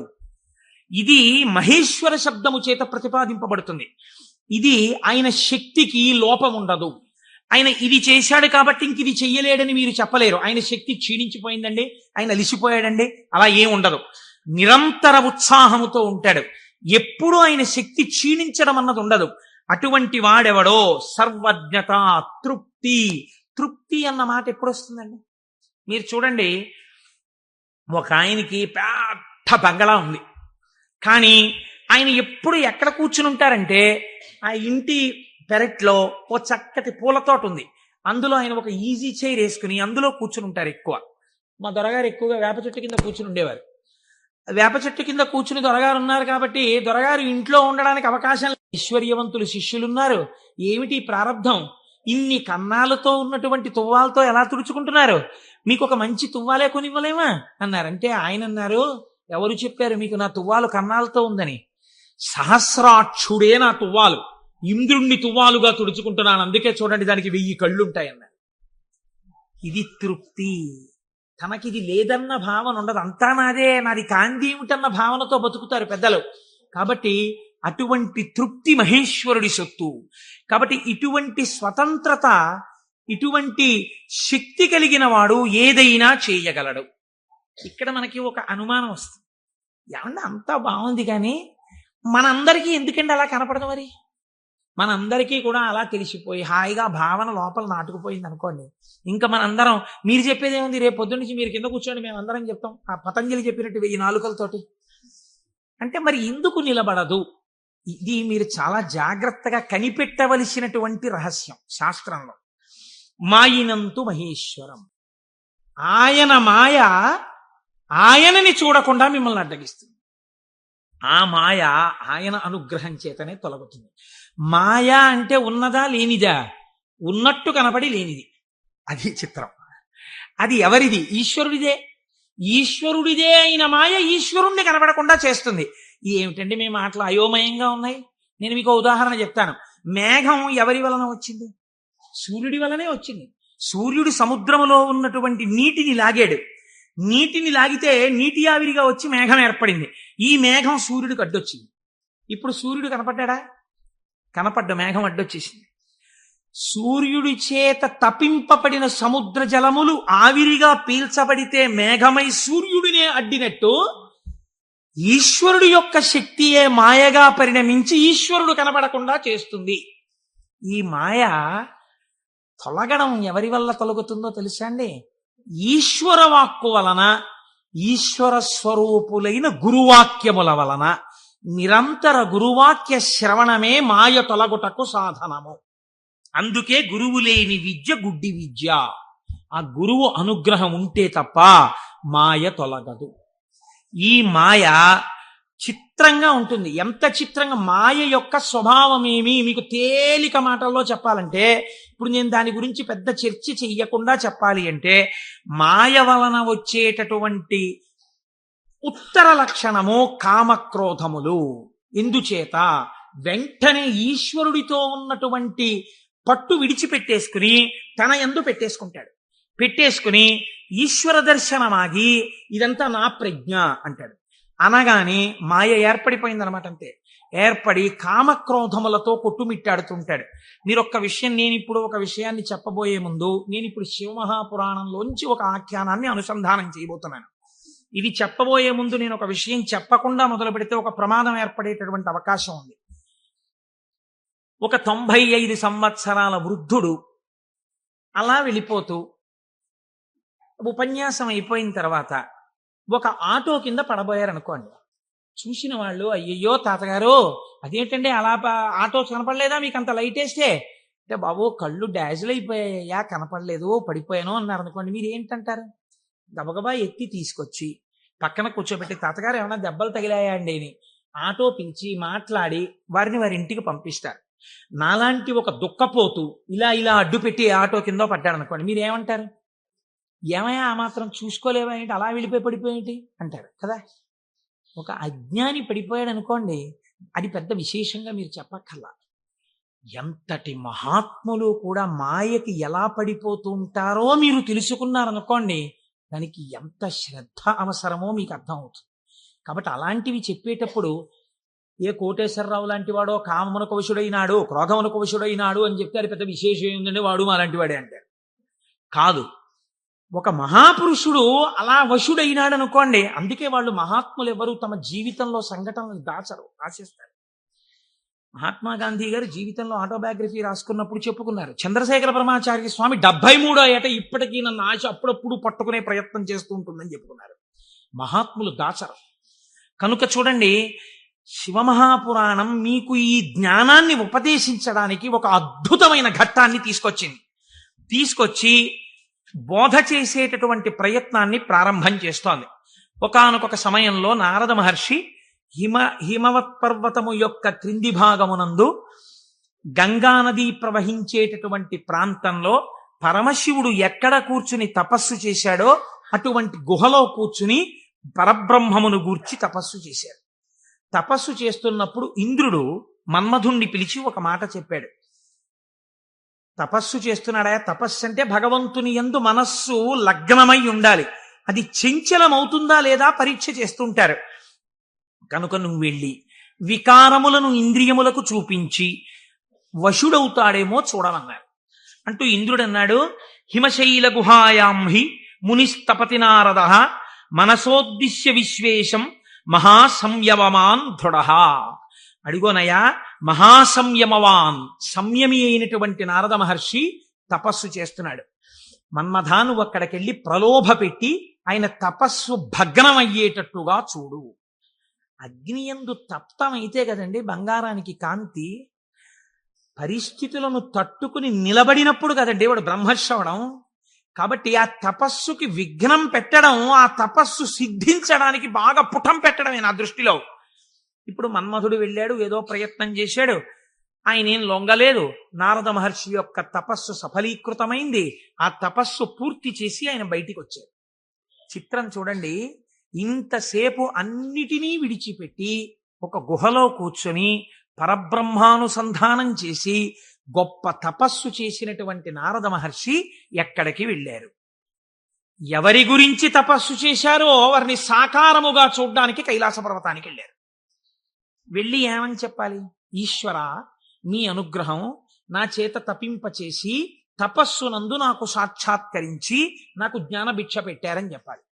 కానీ ఆయన వెళ్ళి అన్నాడు, ఇది మాయ కమ్మడం అంటే ఎంత గమ్మత్తుగా ఉంటుందో చూడండి. ఈశ్వర, హిమవత్ పర్వత ప్రాంతంలో ఉన్నటువంటి గుహలో కూర్చుని నేను తపస్సు చేశాను. మన్మధుడు వచ్చి నా మీద బాణాలు వేసే ప్రయత్నం చేశాడు. కానీ నేను ఆ మన్మథ బాణములను లెక్క పెట్టలేదు. కామమును జయించాను అంటే ఈశ్వరుడు చేసిన పని నేను చేశానని చెప్పుకోవడం సోత్కర్ష. కాబట్టి నేను కామమును జయించి నేను తపస్సు యందు సిద్ధిని పొందాను అన్నాడు. అంటే శంకరుడు నవ్వాడు. ఇక్కడ మీరు శివుడు చెప్పిన మాటని చాలా గట్టిగా పట్టుకోవాలి. ఆయన అన్నాడు, బాగుందయ్యా, చాలా చక్కటి మాట చెప్పావు, చాలా సంతోషం. కాముణ్ణి జయించావా? మాటలా కాముణ్ణి జయించడం అంటే జయించిన వాడికి తెలుస్తుంది, అందుకు కదా నాకు వచ్చి చెప్పావు. నేను సంతోషించాను. కానీ నారదా, నీకొక్కటి చెప్తాను, గుర్తుపెట్టుకో. అయిననొక మాట చెప్పెదా, మానసమున నుంపు దీని మరువకుమెప్పుడున్ మౌనీంద్ర వైకుంఠునితో నుడువకు నీ తపంబు తోరపు సిద్ధిన్. నాకు చెప్పావు కదా నేను కాముణ్ణి గెలిచానని. నీకు అలవాటు కదా, వైకుంఠానికి కూడా వెళ్ళి నారాయణ దర్శనం చేస్తావు. ఉన్నది ఒక్కటే పరబ్రహ్మమైన అన్ని రూపాలుగా చూడడంలో నీకు ఆనందం. అక్కడ మాత్రం ఇలా చెప్పకే, నా దగ్గర చెప్తే చెప్పావు అన్నాడు. ఏదో ఇలాగే చెప్తాడు ఈ పెద్ద ఆయన, ఏడు పెద్ద పట్టించుకునేది అనుకున్నాడు. గురువుల మాట తిరస్కరించడం అంటే ఇదే. అనుష్ఠానములోకి రాని విద్య, అది శ్రవణమునకు పనికొస్తుంది అంతే. సినిమా కథలా ఎందుకది? అనుష్ఠానంలో పెట్టినప్పుడు ఎందుకు ఇంకా వేదాంత విద్య? ఇప్పుడు ఆయన బయలుదేరి ఎవరి దగ్గరికి వెళ్ళాడు? ఈయన దగ్గర నుంచి ఆయన దగ్గరికి వెళ్ళేటప్పుడు మధ్యలో తండ్రి గారు సృష్టికర్త దగ్గరికి వెళ్ళాడు. ఎవరు అసలు కాముణ్ణి గెలిచాడో ఆయన దగ్గరికి వెళ్ళి నీతో నేను ఈక్వల్ స్టేటస్ పొందానని చెప్పడం సంతోషం. అందులో ముందు శివుడి దగ్గరికి వెళ్ళాడు, తర్వాత నాన్నగారికి చెప్దాను లేని తండ్రి గారి దగ్గరికి వెళ్ళాడు. ఈ మాట నువ్వు శ్రీమన్నారాయణుడికి చెప్పకేం వైకుంఠంలో అన్నదాన్ని అసలు లక్ష్యమే పెట్టలేదు. అందుకని బ్రహ్మగారి దగ్గరికి వెళ్ళి ఈ మాట అడగలేదు. ఎందుకండి శివుడు ఇలా అన్నాడు అని అడగలేదు. అడగకుండా వెళ్ళి మళ్ళీ ఇదే చెప్పాడు బ్రహ్మగారి దగ్గర. నాన్నగారు నేను తపస్సు చేశానండి, మన్మధుడు వచ్చి బాణాలు వేశాడండి, అయినా నేను చెల్లించలేదండి, కాముణ్ణి గెలిచాను, తపస్సు యందు సిద్ధిని పొందాను అన్నాడు. అంటే బ్రహ్మగారు అన్నాడు, ఊరే నాన్న అలా అనకూడదురా, నేను నీకో మాట చెప్తాను విను. మున్నట శంకరుండు తపముల్ ఒనరించుచున్న మన్మధుండన్నిటలాక్షు గెల్వచని అంతము చెందే తదీయదేవి ఆ పన్నగ భూషణం కొలిచి భర్తననుంగునిగాగనుందే ఆ పుణ్యపు భూమి శాంకర విభూతి జయించితి నీవు కాముని. నువ్వు ఎక్కడ కూర్చుని తపస్సు చేశావో అక్కడ ఇతపూర్వం పరమశివుడు కూర్చుని తపస్సు చేశాడు. అక్కడికి మన్మధుడు వస్తే ఆయన తన మూడవ కంటి మంట చేత మన్మధుణ్ణి కాల్చేశాడు. మన్మధుడు బూడిదైపోయాడు. రతీదేవి ప్రార్థిస్తే వేరొక రూపంతో నీ భర్త నీకు కనపడతాడని వరం ఇచ్చాడు. ఆ ప్రాంతంలో మన్మథ బాణములు పనిచెయ్యకపోవడానికి కారణం ఇతపూర్వం శంకరుడు తపస్సు చేయడం. అక్కడికెళ్ళి కూర్చుని నువ్వు తపస్సు చేసి నేను గెలిచానంటావేమిటి? అలా చెప్పకూడదు, తప్పది. అందుకని నేను కాముణ్ణి గెలిచాననుకో, నువ్వు కాముణ్ణి గెలవడానికి కారణము ఇతపూర్వము ఈశ్వరుడు అక్కడ తప్పించుట. అది శివప్రజ్ఞ, నీ ప్రజ్ఞ కాదు. నువ్వు అలా అనకు. మనం ఏదైనా సాధిస్తే ఇది ఈశ్వరానుగ్రహము చేత సాధింపబడినది అనాలి. అంతేకాని నారదుడు తప్పు చేశాడని మనం ఇంటికి వెళ్ళిపోతే ఇంకెందుకు? ఆయనకి తీర్పు చెప్పడానికి మనం అక్కర్లేదు. మనం కూడా ఏదైనా సాధించినప్పుడు ఇది ఈశ్వరానుగ్రహముతో సాధింపబడినది అన్నమాట మాత్రమే వాడాలి తప్ప మన యందు నిక్షేపించుకోకూడదండి. బ్రహ్మగారు ఈ మాట చెప్తే ఏమిటో నాన్నగారు కూడా ఇలాంటి మాటలన్నీ చెప్తారు. శంకరుడు తపస్సు చేస్తే మాత్రం నా మీద బాణాలు ఇస్తే నేను తట్టుకున్నానా లేదా? ఆయన చెప్పద్దని చెప్పాడు, విష్ణుమూర్తికి చెప్పకి ఈ మాట అన్నాడు. ఎందుకని మీరు బాగా గుర్తించాలి. శాంభవీ మాయ, వైష్ణవ మాయ అని 2 మాటలు వాడతారు. పరమశివుడి భార్యగా శాంభవి ఏ మాయ స్వరూపంలో ఉంటుందో అదే వైష్ణవ మాయగా ఉంటుంది పురుష స్వరూపంతో ఉంటే. నువ్వు ఈ మాటలు చెప్తే నీకు బాగా అనుభవంలోకి వచ్చేటట్టు ఒకసారి దింపి పైకెత్తుతాడు, బాగా అనుభవంలోకి వస్తుంది, కొత్త కథ వస్తుంది. ఎందుకు వచ్చింది అక్కడ చెప్పకని చెప్పాడు ఆయన. పెద్ద బుద్ధితో చెప్పాడు, వినాలి కదా ఆయన. ఆయనకి మాయలో దిగి ఓసారి తొట్టు పడ్డమే బాగా నచ్చింది. మన బుద్ధి నారదుడి మీద పెట్టి చెప్పకూడదు. ఆయన మహానుభావుడు. నారదుడంటేనే జ్ఞానం, అంతటి వాడికి తప్పలేదు మాయ. ఇప్పుడు ఆయన వైకుంఠానికి వెళ్ళాడు. వైకుంఠానికి వెళ్ళి గబగబా ఎదురొచ్చి, ఏమిటి నారదా ఈ మధ్య కనపట్టలేదు అని ఎదురొచ్చాడు నారాయణుడు. ఎదురొస్తే ఏం చెప్పమంటారు స్వామి, నేను తపస్సు చేశాను, మన్మధుడు వచ్చి నా మీద బాణాలు వేశాడు, నేను చెల్లించలేదు, నేను తపస్సునందు సిద్ధి పొందానన్నాడు. అయిపోయింది, చెప్పద్దన్న చోట చెప్పేశాడు. అనకరా అన్న మాట అనేశాడు. ఏమొచ్చింది ఇప్పుడు దానివల్ల? నేను వెంకటాచలంలో దర్శనం 3 మాటలు చేశానండి. ఈ లైన్లోంచి వెళ్తున్నప్పుడు బయటికి వచ్చేసే లైన్లోంచి లోపలికి పంపించే లైన్లోకి దిరిపోయి 2 మాటలు దర్శనం చేసుకున్నాను అన్నారు అనుకోండి. అది పాపమా పుణ్యమా మీరు ఆలోచించండి. ఈశ్వరుణ్ణి దొంగచాటుగా మీకు ఆ టిక్కెట్టు మీద ఒక్కసారి చూసిరా, మీకు ఎంత దర్శనం లభ్యమైతే కోట్ల జన్మలు తపించిన వాళ్ళకి దొరకని ఈశ్వరుడు నాకు ఈ మాత్రం లభించాడని సంతోషంగా బయటకు వస్తే కృతార్థత. దొంగతనంగా దూరిపోయి 2వ మాట వెళ్ళొస్తే నాకు మీకు తెలియదేమో, ఈశ్వరుడికి తెలియదండి, వెంకటేశ్వరుడికి. అంటే దొంగతనంగా 2వ మాట వచ్చావా నన్ను చూడ్డానికి అని దానికి తగిన ఫలితం ఆయన ఇస్తే ఏమవుతావు? ఎందుకు వచ్చినల్లది? ఇవే అక్కర్లేని పనులు, చెయ్యొద్దన్న పనులు చేయడం అంటే ఇలాగే ఉంటాయి. కాబట్టి ఆయనకి చెప్తే ఆయన వెంటనే అన్నాడు, అబ్బా ఎంత గొప్ప పనో, ఏది మళ్ళీ చెప్పు. నేనండి తపస్సు చేసి మన్మథ బాణాలు పడితే లొంగకుండా సిద్ధి పొందాను. అబ్బా ఎంత గొప్ప విషయమయ్యా నారదా, ఎంత సంతోషంగా ఉందో నాకు. ఎవరు చేయగలరాయా ఈ పని? శివుడు చేశాడు, నువ్వు చేశావు. ఆయనకి అర్థమైపోయింది. ఓహో, అంటే ఇప్పుడు ఈయనకి బాగా పుటం పెట్టి జ్ఞానము లోపల నిలబడేటట్టుగా చెయ్యవలసిన అవసరం ఏర్పడింది. అంతేకాని ఆయన్ని చిన్నబుచ్చడం కాదు, తొట్టు పడకుండా నిలబెట్టాలి మనం అయితే ఇప్పుడు. కాబట్టి చాలా సంతోషం అని కౌగిలించుకుని వెళ్ళిరా. ఇప్పుడు మాయ ప్రారంభం అయిపోయినట్టే కదండి, అది నడిపిస్తుంది ఎటు వెళ్ళాలో. ఈయన బయలుదేరి వెడుతున్నాడు. వెడుతూ ఒక రాజ్యంలోకి వెళ్ళాడు. ఆ రాజ్యాన్ని పరిపాలించేటటువంటి రాజు పేరు శీలనిధి, ఆయన కుమార్తె పేరు శ్రీమతి. వెళ్ళి ఆ శీలనిధి అనబడేటటువంటి రాజు యొక్క అంతఃపురంలోకి వెళ్ళాడు. మహానుభావుడు నారదుడు వచ్చాడన్నాడు, స్వాగతం చెప్పారు, పాదములు కడిగారు, తీసుకొచ్చారు, కూర్చోపెట్టారు. వాళ్ళ అమ్మాయిని తీసుకొచ్చారు. అమ్మాయినికి నమస్కారం చెయ్యమ్మా అన్నారు. ఆ పిల్ల నమస్కారం చేసింది. మా పిల్లకి ఎటువంటి వరుడు వస్తాడో చెప్పండి అన్నారు. ఆ పిల్ల యొక్క చెయ్యి చూసి త్రికాలవేది నారదుడంటే తెలియందేముందండి. ఆయన అన్నాడు, లక్ష్మీదేవికి భర్త ఎవడో, ఎవడు సర్వవ్యాపకుడో, ఎవడు నిరంతరము లోకము చేత పూజింపబడుతుంటాడో, ఎవడు మహానుభావుడో అటువంటి శ్రీ మహావిష్ణువుకు ఈమె ఇల్లాలవుతుంది అన్నాడు. అక్కడ వరకు బాగా చెప్పాడు. కానీ ఆమెని చూడగానే కామాన్ని కదా గెలిచానన్నాడు. ఈవిడ నా ఇల్లాలైతే ఎంత బాగుండో అనిపించింది. కానీ ఆవిడ జాతకంలో ఏముంది? శ్రీ మహావిష్ణువు భర్త అవుతారని ఉంది. ఈ అమ్మాయికి పెళ్లి ఎలా చేద్దాం అనుకుంటున్నావు అని అడిగాడు. రేపు స్వయంవరం పెట్టామండి, స్వయంవరంలో ఈమె వరమాల వేస్తుంది అంటే విష్ణువు సాకారుడై వస్తాడు ఈ సభలోకి. ఇప్పుడు మళ్ళీ వెనక్కి తిరిగి వైకుంఠానికి వెళ్ళి, అయ్యా ఎవరికైనా చెప్పుకుంటే కొంచెం సిగ్గుచేటుగా ఉంటుంది, నా మనస్సు ఆ శ్రీమతిని పెళ్లి చేసుకోవాలి అని ఉవ్విళ్ళు ఉరిపోతోంది, ఆమె నాకు దక్కకపోతే మన్మథమానముల చేత చచ్చిపోతాను. ఎవరండి ఇంతకు ముందు వచ్చి చెప్పినప్పుడు ఏం చెప్పాడు? మన్మథబాణములను గెలిచి తపస్సునందు సిద్ధి పొందానని చెప్పినవాడు వెనక్కి తిరిగి వెంటనే వచ్చి చెప్తున్నాడు ఇది మాయా అంటే. చూడండి, ఆమె నా ఇల్లాలు కాకపోతే నేను మన్మథబాణములకు చచ్చిపోతాను, నన్ను బతికించవయ్యా, నేను బతకాలంటే నీ రూపం నాకు రావాలి, నీ రూపం నాకు వస్తే ఆమె నా మెళ్ళలో మాల వేస్తుంది, అప్పుడు పెళ్లి చేసుకుంటాడు, అందుకని నీ రూపం నాకు ఇవ్వా అని అడిగాడు. అడిగితే ఆయన మహానుభావుడు శ్రీ మహావిష్ణువు, ఆయన ఎంత చమత్కారం చేశాడో చూడండి. హరియొసగెన్మునికి మనోహరమగు తన మేని రూపు నర్రు వరకు బైహరి శిరసున్ కూరిచే, ఇది అరయక ముని కూరుచుండె అచట మురియుచున్. హరి శరీరాన్ని ఇచ్చాడు, హరిశిరస్సుని ఇచ్చాడు. హరి అంటే రెండు అర్థాలు. హరి అంటే పాపములను హరించే శ్రీ మహావిష్ణువు, హరి అంటే కోతి. హరి శరీరాన్ని కింద వరకు ఇచ్చాడు, కోతి తలకాయని పైనిచ్చాడు. నువ్వు హరి రూపాన్ని కదా అడిగావు, హరి రూపాన్ని ఇచ్చానన్నాడు. మాట తప్పనట్టు. ఆయన ఎంత తెలివైన వాడో చూడండి. ఈయనకేం కనపడుతుంది? ఇలా చూసుకున్నాడు. శ్రీ మహావిష్ణువు చేతులు, శ్రీ మహావిష్ణువు రంగు, శ్రీ మహావిష్ణువు కౌస్తుభం, ఆ వనమాల, ఆ పట్టుపంచ, ఆ కుర్చీళ్ళు అన్ని శ్రీ మహావిష్ణువు. తన ముఖం తనకు కనపడగా అద్దంలో చూసుకోవడానికి శ్రీమతి దగ్గరికి వెళ్ళిపోవాలి ముందు, స్వయంవరం అయిపోతే. అందుకని గబగబా వెళ్ళిపోయాడు. వెళ్ళిపోయి ఆ స్వయంవరంలో ఒక ఆసనం మీద కూర్చున్నాడు. ఇద్దరు రుద్రపార్షదులు అటు ఇటు కూర్చున్నారు.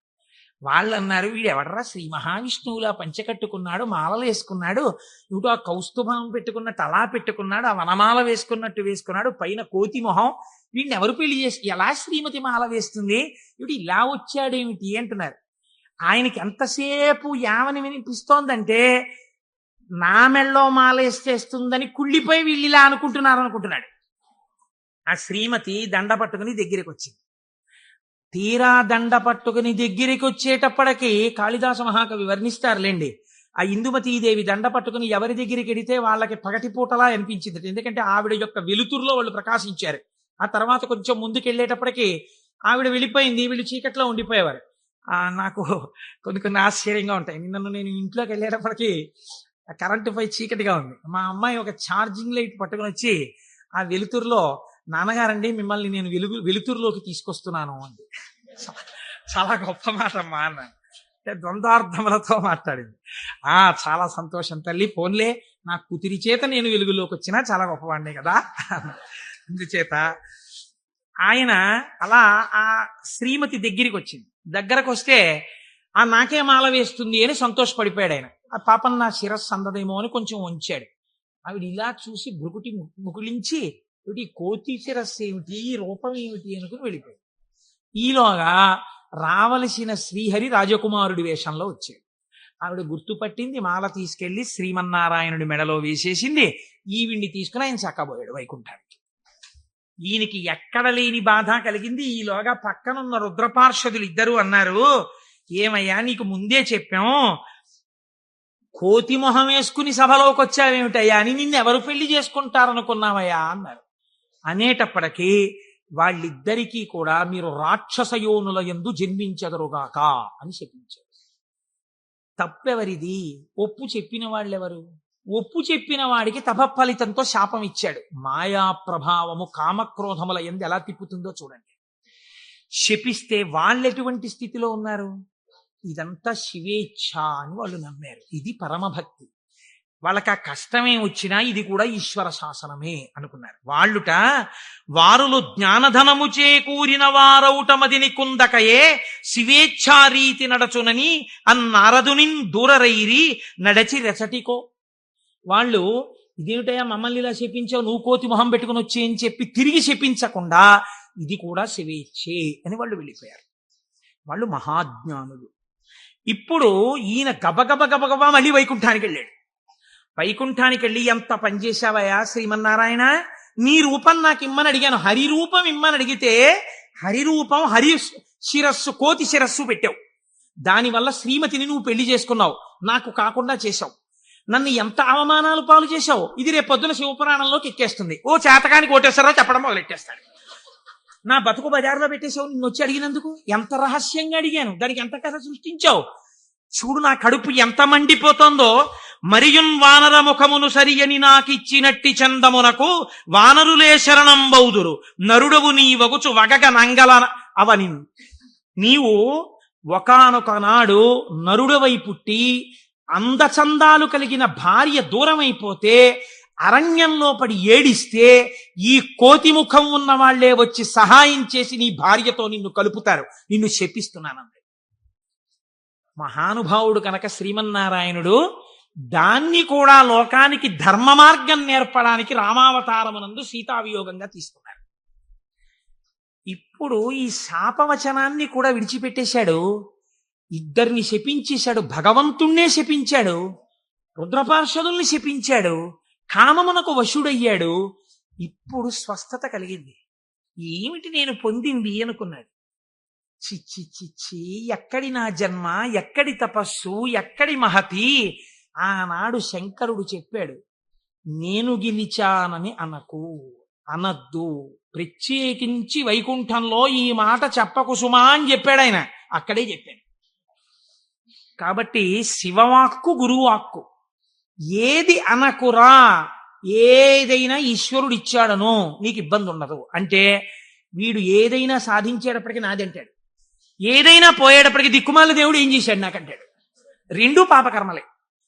కాబట్టి ఇప్పుడు ఆ మాయ తొలగింది. ఇప్పుడు శ్రీమన్నారాయణుడిని చూసి అన్నాడు, ఎట్లు మహాత్మా నిన్ను శపించిన దోషము నాకు బాయు, నీ వెట్లు భరించి యొందగల వీచెడు తాపసి ఏవయైన ఈ తిట్లు సహింపరానివిక, తీండ్రపుటల్కను ముక్క ముక్క యౌనట్లుగా నన్ను చెండదగు, అండజకేతన చక్రధారచేన్. యుక్తాయుక్త విచక్షణ మరిచి నేను మాట్లాడినటువంటి మాటలకి నా యొక్క నాలుకని ముక్కలు ముక్కలుగా కత్తిరించెయ్యాలి. ఎంత మాత్రము ఇంకా జాగు చెయ్యకుండా, మహానుభావ, అండచకేతన అంటే గుడ్డులోంచి పైకొచ్చినటువంటి గరుత్మంతుడు నీ యొక్క ధ్వజమునకు చిహ్నముగా కలిగినటువంటి వాడా, మహానుభావ నీ చక్రధారల చేత నా నాలుకని ముక్కలు ముక్కలుగా కత్తిరించేవయా, అప్పుడు కాని నేను చేసిన పాపం పోదని కన్నీటి ధారలతో ఆయన పాదాల్ని అభిషేకించి ఆయన కాళ్ళ మీద పడ్డాడు. నారదుడు కాబట్టి అంత తొందరగా మళ్ళీ స్వస్థితిని పొందగలిగాడు. మనం కొన్ని కోట్ల జన్మలు తిరుగుతుంటాం. మీరు చూడండి, రామాయణంలో సీతావియోగానికి కారణమైంది ఒక రజకుడి మాట. అదే రజకుడు మళ్ళీ ద్వాపర యుగంలో రజకుడిగా వచ్చాడు. కృష్ణ భగవానుడు వెళ్ళి 4 చీరలు ఇవ్వయా, పంచెలు ఇవ్వయా, కట్టుకుంటానన్నాడు.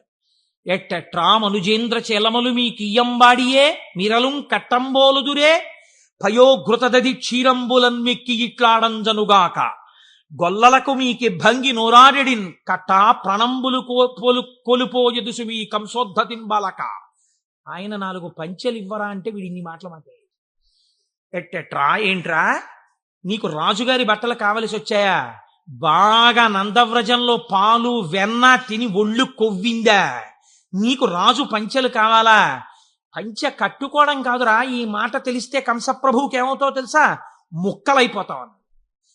అంటే కృష్ణ భగవానుడు అన్నాడు, అన్నయ్యా ఇంకొక అవకాశం ఇచ్చి చూశా, సరేనని ఒక పంచె ఇస్తే చేసిన పాపం తీసేద్దామని చూశా, యుగం మారిపోయినా వీడి బుద్ధి మారలా, ఈ తల ఇక మామూలుగా పనికిరాదు, నీ గుద్దొక్కటి గుద్ది 1000 వ్రక్కలు చేయన్నాయా శిరస్సునన్నాడు. ఒక్క గుద్దు గుద్ది 1000 ముక్కలు చేశారు. నోటి మాట సంస్కారంగా ఉండాలి. మాట సంస్కారంగా ఉండడం మొదట నేర్చుకుంటే చాలా తప్పులు దిద్దబడిపోతాయి. అందుకే శివుడు చెప్పింది ఈ మాట వైకుంఠంలో చెప్పకు. నీవు ఏది చేసినా ఈశ్వర ప్రజ్ఞకి ముడిపెట్టు. నీ కొడుక్కో ర్యాంక్ వచ్చింది, ఇది ఈశ్వరానుగ్రహం అండి, మా అబ్బాయికో ర్యాంక్ వచ్చింది. నువ్వు మంచి పంచ కట్టుకున్నావు, ఈశ్వరానుగ్రహం అండి, ఓ పంచ కట్టుకున్నాను. నువ్వు ఒక ఉపన్యాసం చెప్పగలిగావు, అది పరమేశ్వరానుగ్రహం అండి, నా చేత ఒక ఉపన్యాసం చెప్పించాడు. ఈశ్వరానుగ్రహం అండి, నేను శివమహాపురాణం వినగలిగాను అను. నేనన్న మాట అన్నావా ఇబ్బందిలోకి వెళ్ళిపోతావు. ఇది అనకు. మొదట దిద్దుకోవలసినది వాక్కు దిద్దుకో. రజోగుణ తమోగుణ భూయిష్టమైన వాక్కులు మాట్లాడకు. అవి నీ సంస్కారం అయిపోతాయి.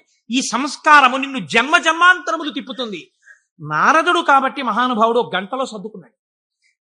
మనం ఎంతటి వాళ్ళం. మాయ ఎంత గొప్పదో చూడండి. ఇది మహేశ్వర శక్తి. ఈ మాయ ఎలా తొలగుతుంది అంటే దీనికి ఒక్కటే లక్షణం. ఆ మాయయే అమ్మవారి స్వరూపం. మీరు గట్టిగా ఆవిడ పాదాలు పట్టుకున్నారనుకోండి, పట్టుకుంటే ఆవిడే మిమ్మల్ని దగ్గరికి తీసుకుని, అందుకే చేతిలో పాశం పట్టుకుని ఉంటుంది. ఈశ్వర భక్తిని మీకిచ్చి మీ చేత ఈశ్వర సేవ చేయించి ఈశ్వరుడిలో మిమ్మల్ని ఆవిడే కలుపుతుంది. ఆవిడే ఆ పనినంతటినీ తీసుకుంటుంది. ఇది చిత్రంగా ఉంటుంది. ఎలా ఉంటుందంటే తరచుగా చెప్తూ ఉంటాను నేను ఒక కత్తి నేను అలా వెడుతూ ఉంటే రోడ్డు మీద ఒక దొంగ పరిగెత్తుకుంటూ కత్తి పట్టుకుని నా వెనక వచ్చాడు అనుకోండి, నేను పరిగెడుతుంటాను. దొంగ కత్తి పట్టుకుని నా వెంట పరిగెడుతుంటాడు. నేను ముందు పరిగెడతాను, నా వెనక దొంగ పరిగెడుతుంటాడు. పరిగెడుతుండగా దొంగ రాయి తన్నుకుని పడిపోయి కత్తి అంత దూరంలో పడిపోయింది అనుకోండి.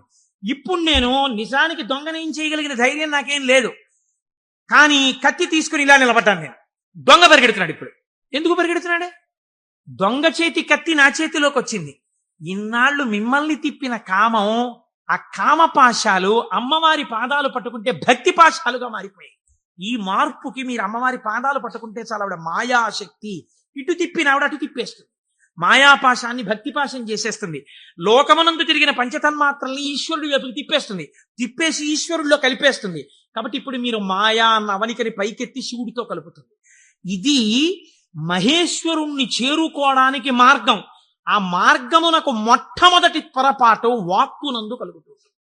ఈ వాక్కునందు అలా చెయ్యకు.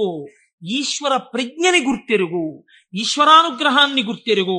ఇది మనకి బోధ చెయ్యడం ఈ మహేశ్వర నామాన్ని అడ్డుపెట్టి మనకి నేర్పింది. ఇదే పరమశివుణ్ణి పక్కనే ఒక చిత్రమైన నామంతో పిలుస్తారు. శంభు అని పిలుస్తారు. శంభు అంటే ఏమిటో తెలుసా అండి?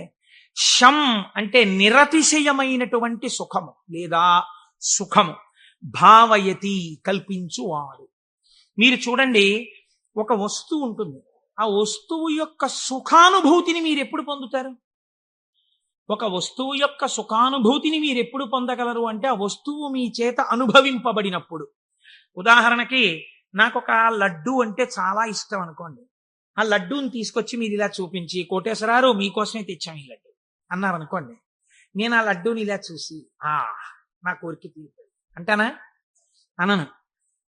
మీకోసమే అన్న చేతిలో పెట్టారు, చాలా బాగుంది అని ఇలా పెట్టుకుని తినబోతాను. తినకండి, మీకు ఈ లడ్డు ఎందుకు తెచ్చానో మీకు శుభవార్త చెప్పాలి. అది చెప్పాక తిందురు కాదు. ఇప్పుడు నా కోరిక తీరిపోయిందా? తీరలేదు. ఆయన శుభవార్త చెప్పబోతుంటే సెల్ ఫోన్ మోగింది. ఉండండి చెప్తాను అని అక్కడికి వెళ్ళి గంట సేపు మాట్లాడుతున్నాడు. లడ్డు ఇలాగే ఉంది, నేను ఇలాగే ఉన్నాను. తీరిందా? తీరలేదు. ఆయన తర్వాత వచ్చి ఏదో చెప్పి ఇప్పుడు తినండి అన్నాడు. ఇప్పుడు నేను దాన్ని తీసి ఇలా నాలుక మీద పెట్టుకుని అలా పడేశాను. గభాలన కంట్లో ఏదో పడి ఇలా అన్నాను, అది కింద పడింది. తీరిందా నా కోరిక? తీరలేదు. నాలుక మీద పడింది రెండో ముక్క. అమ్మయ్యా అన్నాను, ఇప్పుడు నా కోరిక తీరింది కదండి. వస్తువు ఉండడానికి, అది మీ అనుభూతిగా మారడానికి మధ్యలో చాలా తేడా ఉంటుంది. ఈ శక్తి మీ యందు నిలబెట్టేవాడు ఈశ్వరుడు. అందుకే ద్రాపే అంధస్సస్పతే దరిద్రం నీలలోహిత అంటుంది రుద్రాక్షరే. సుఖమునకు కావలసిన వస్తువు ఉండడం వేరు, సుఖముగా బ్రతకడం వేరు. ఒకడు కోటీశ్వరుడు ఉంటాడు, కానీ వాడు నిన్న రాత్రి మిగిలిపోయినటువంటి చద్దన్నాన్ని ఇవాళ మధ్యాహ్నం పులిసిపోయిన పెరుగుతో తింటాడు. కేవలం సుఖానుభవం కాదు. లోకములు 3 రకాలుగా ఉంటాయి. ఒక లోకము కేవలము సుఖాలు అనుభవించడానికే ఉంటుంది, స్వర్గాది లోకములు. అక్కడ దుఃఖము యొక్క స్పర్శ ఉండదు, సుఖాలు అనుభవిస్తారు. ఇంకొక లోకం ఉంటుంది, అక్కడ సుఖం అన్నది ఉండదు. ఎప్పుడు ఏడుపులు, పెడబబ్బలు, కేకలు, అరుపులు, భయంకరంగా ఉంటుంది. అది నరకం. సుఖం దుఃఖం 2 ఉంటాయి. ఓ రోజున తప్పట్లు కొట్టేస్తూ పొంగిపోతూ నేనే అంటుంటాడు, ఇంకో రోజున కుమిలిపోతూ ఏడుస్తూ ఉంటాడు. అదే భూలోకం. ఇక్కడ కొన్నాళ్ళు సుఖం, కొన్నాళ్ళు దుఃఖం. పొద్దున్న 10ంటికి సంతోషంగా ఉంటాడు, సాయంకాలం 4ంటికి ఏడుస్తూ ఉంటాడు. సుఖం దుఃఖం 2 అనుభవిస్తూ ఉంటాడు. సుఖదుఖములు రెండూ ఉన్న భూలోకమునందు మీరున్నారు. ఇక్కడి నుంచి బాగా గుర్తుపెట్టుకోండి, మీకు రెండే మార్గాలు ఉన్నాయి. ఒకటి, పూర్ణ దుఃఖమును కలిగిన లోకంలో కన్నా వెళ్ళొచ్చు, పూర్తి సుఖం కలిగిన లోకంలో కన్నా వెళ్ళొచ్చు. సుఖ దుఃఖాలు కలిగిన లోకంలోకి ఇంకా మీకు టికెట్ లేదు. అంటే మళ్ళీ ఎందుకండి ఇందులోకి? కాబట్టి ఒంటి మీద కొరడాలతో కొట్టేస్తూ, మరిగిపోయిన నూనెలో ముంచేస్తూ, ఏదో చీవు నెత్తురు నదుల్లో ముంచేస్తూ అది కావాలా?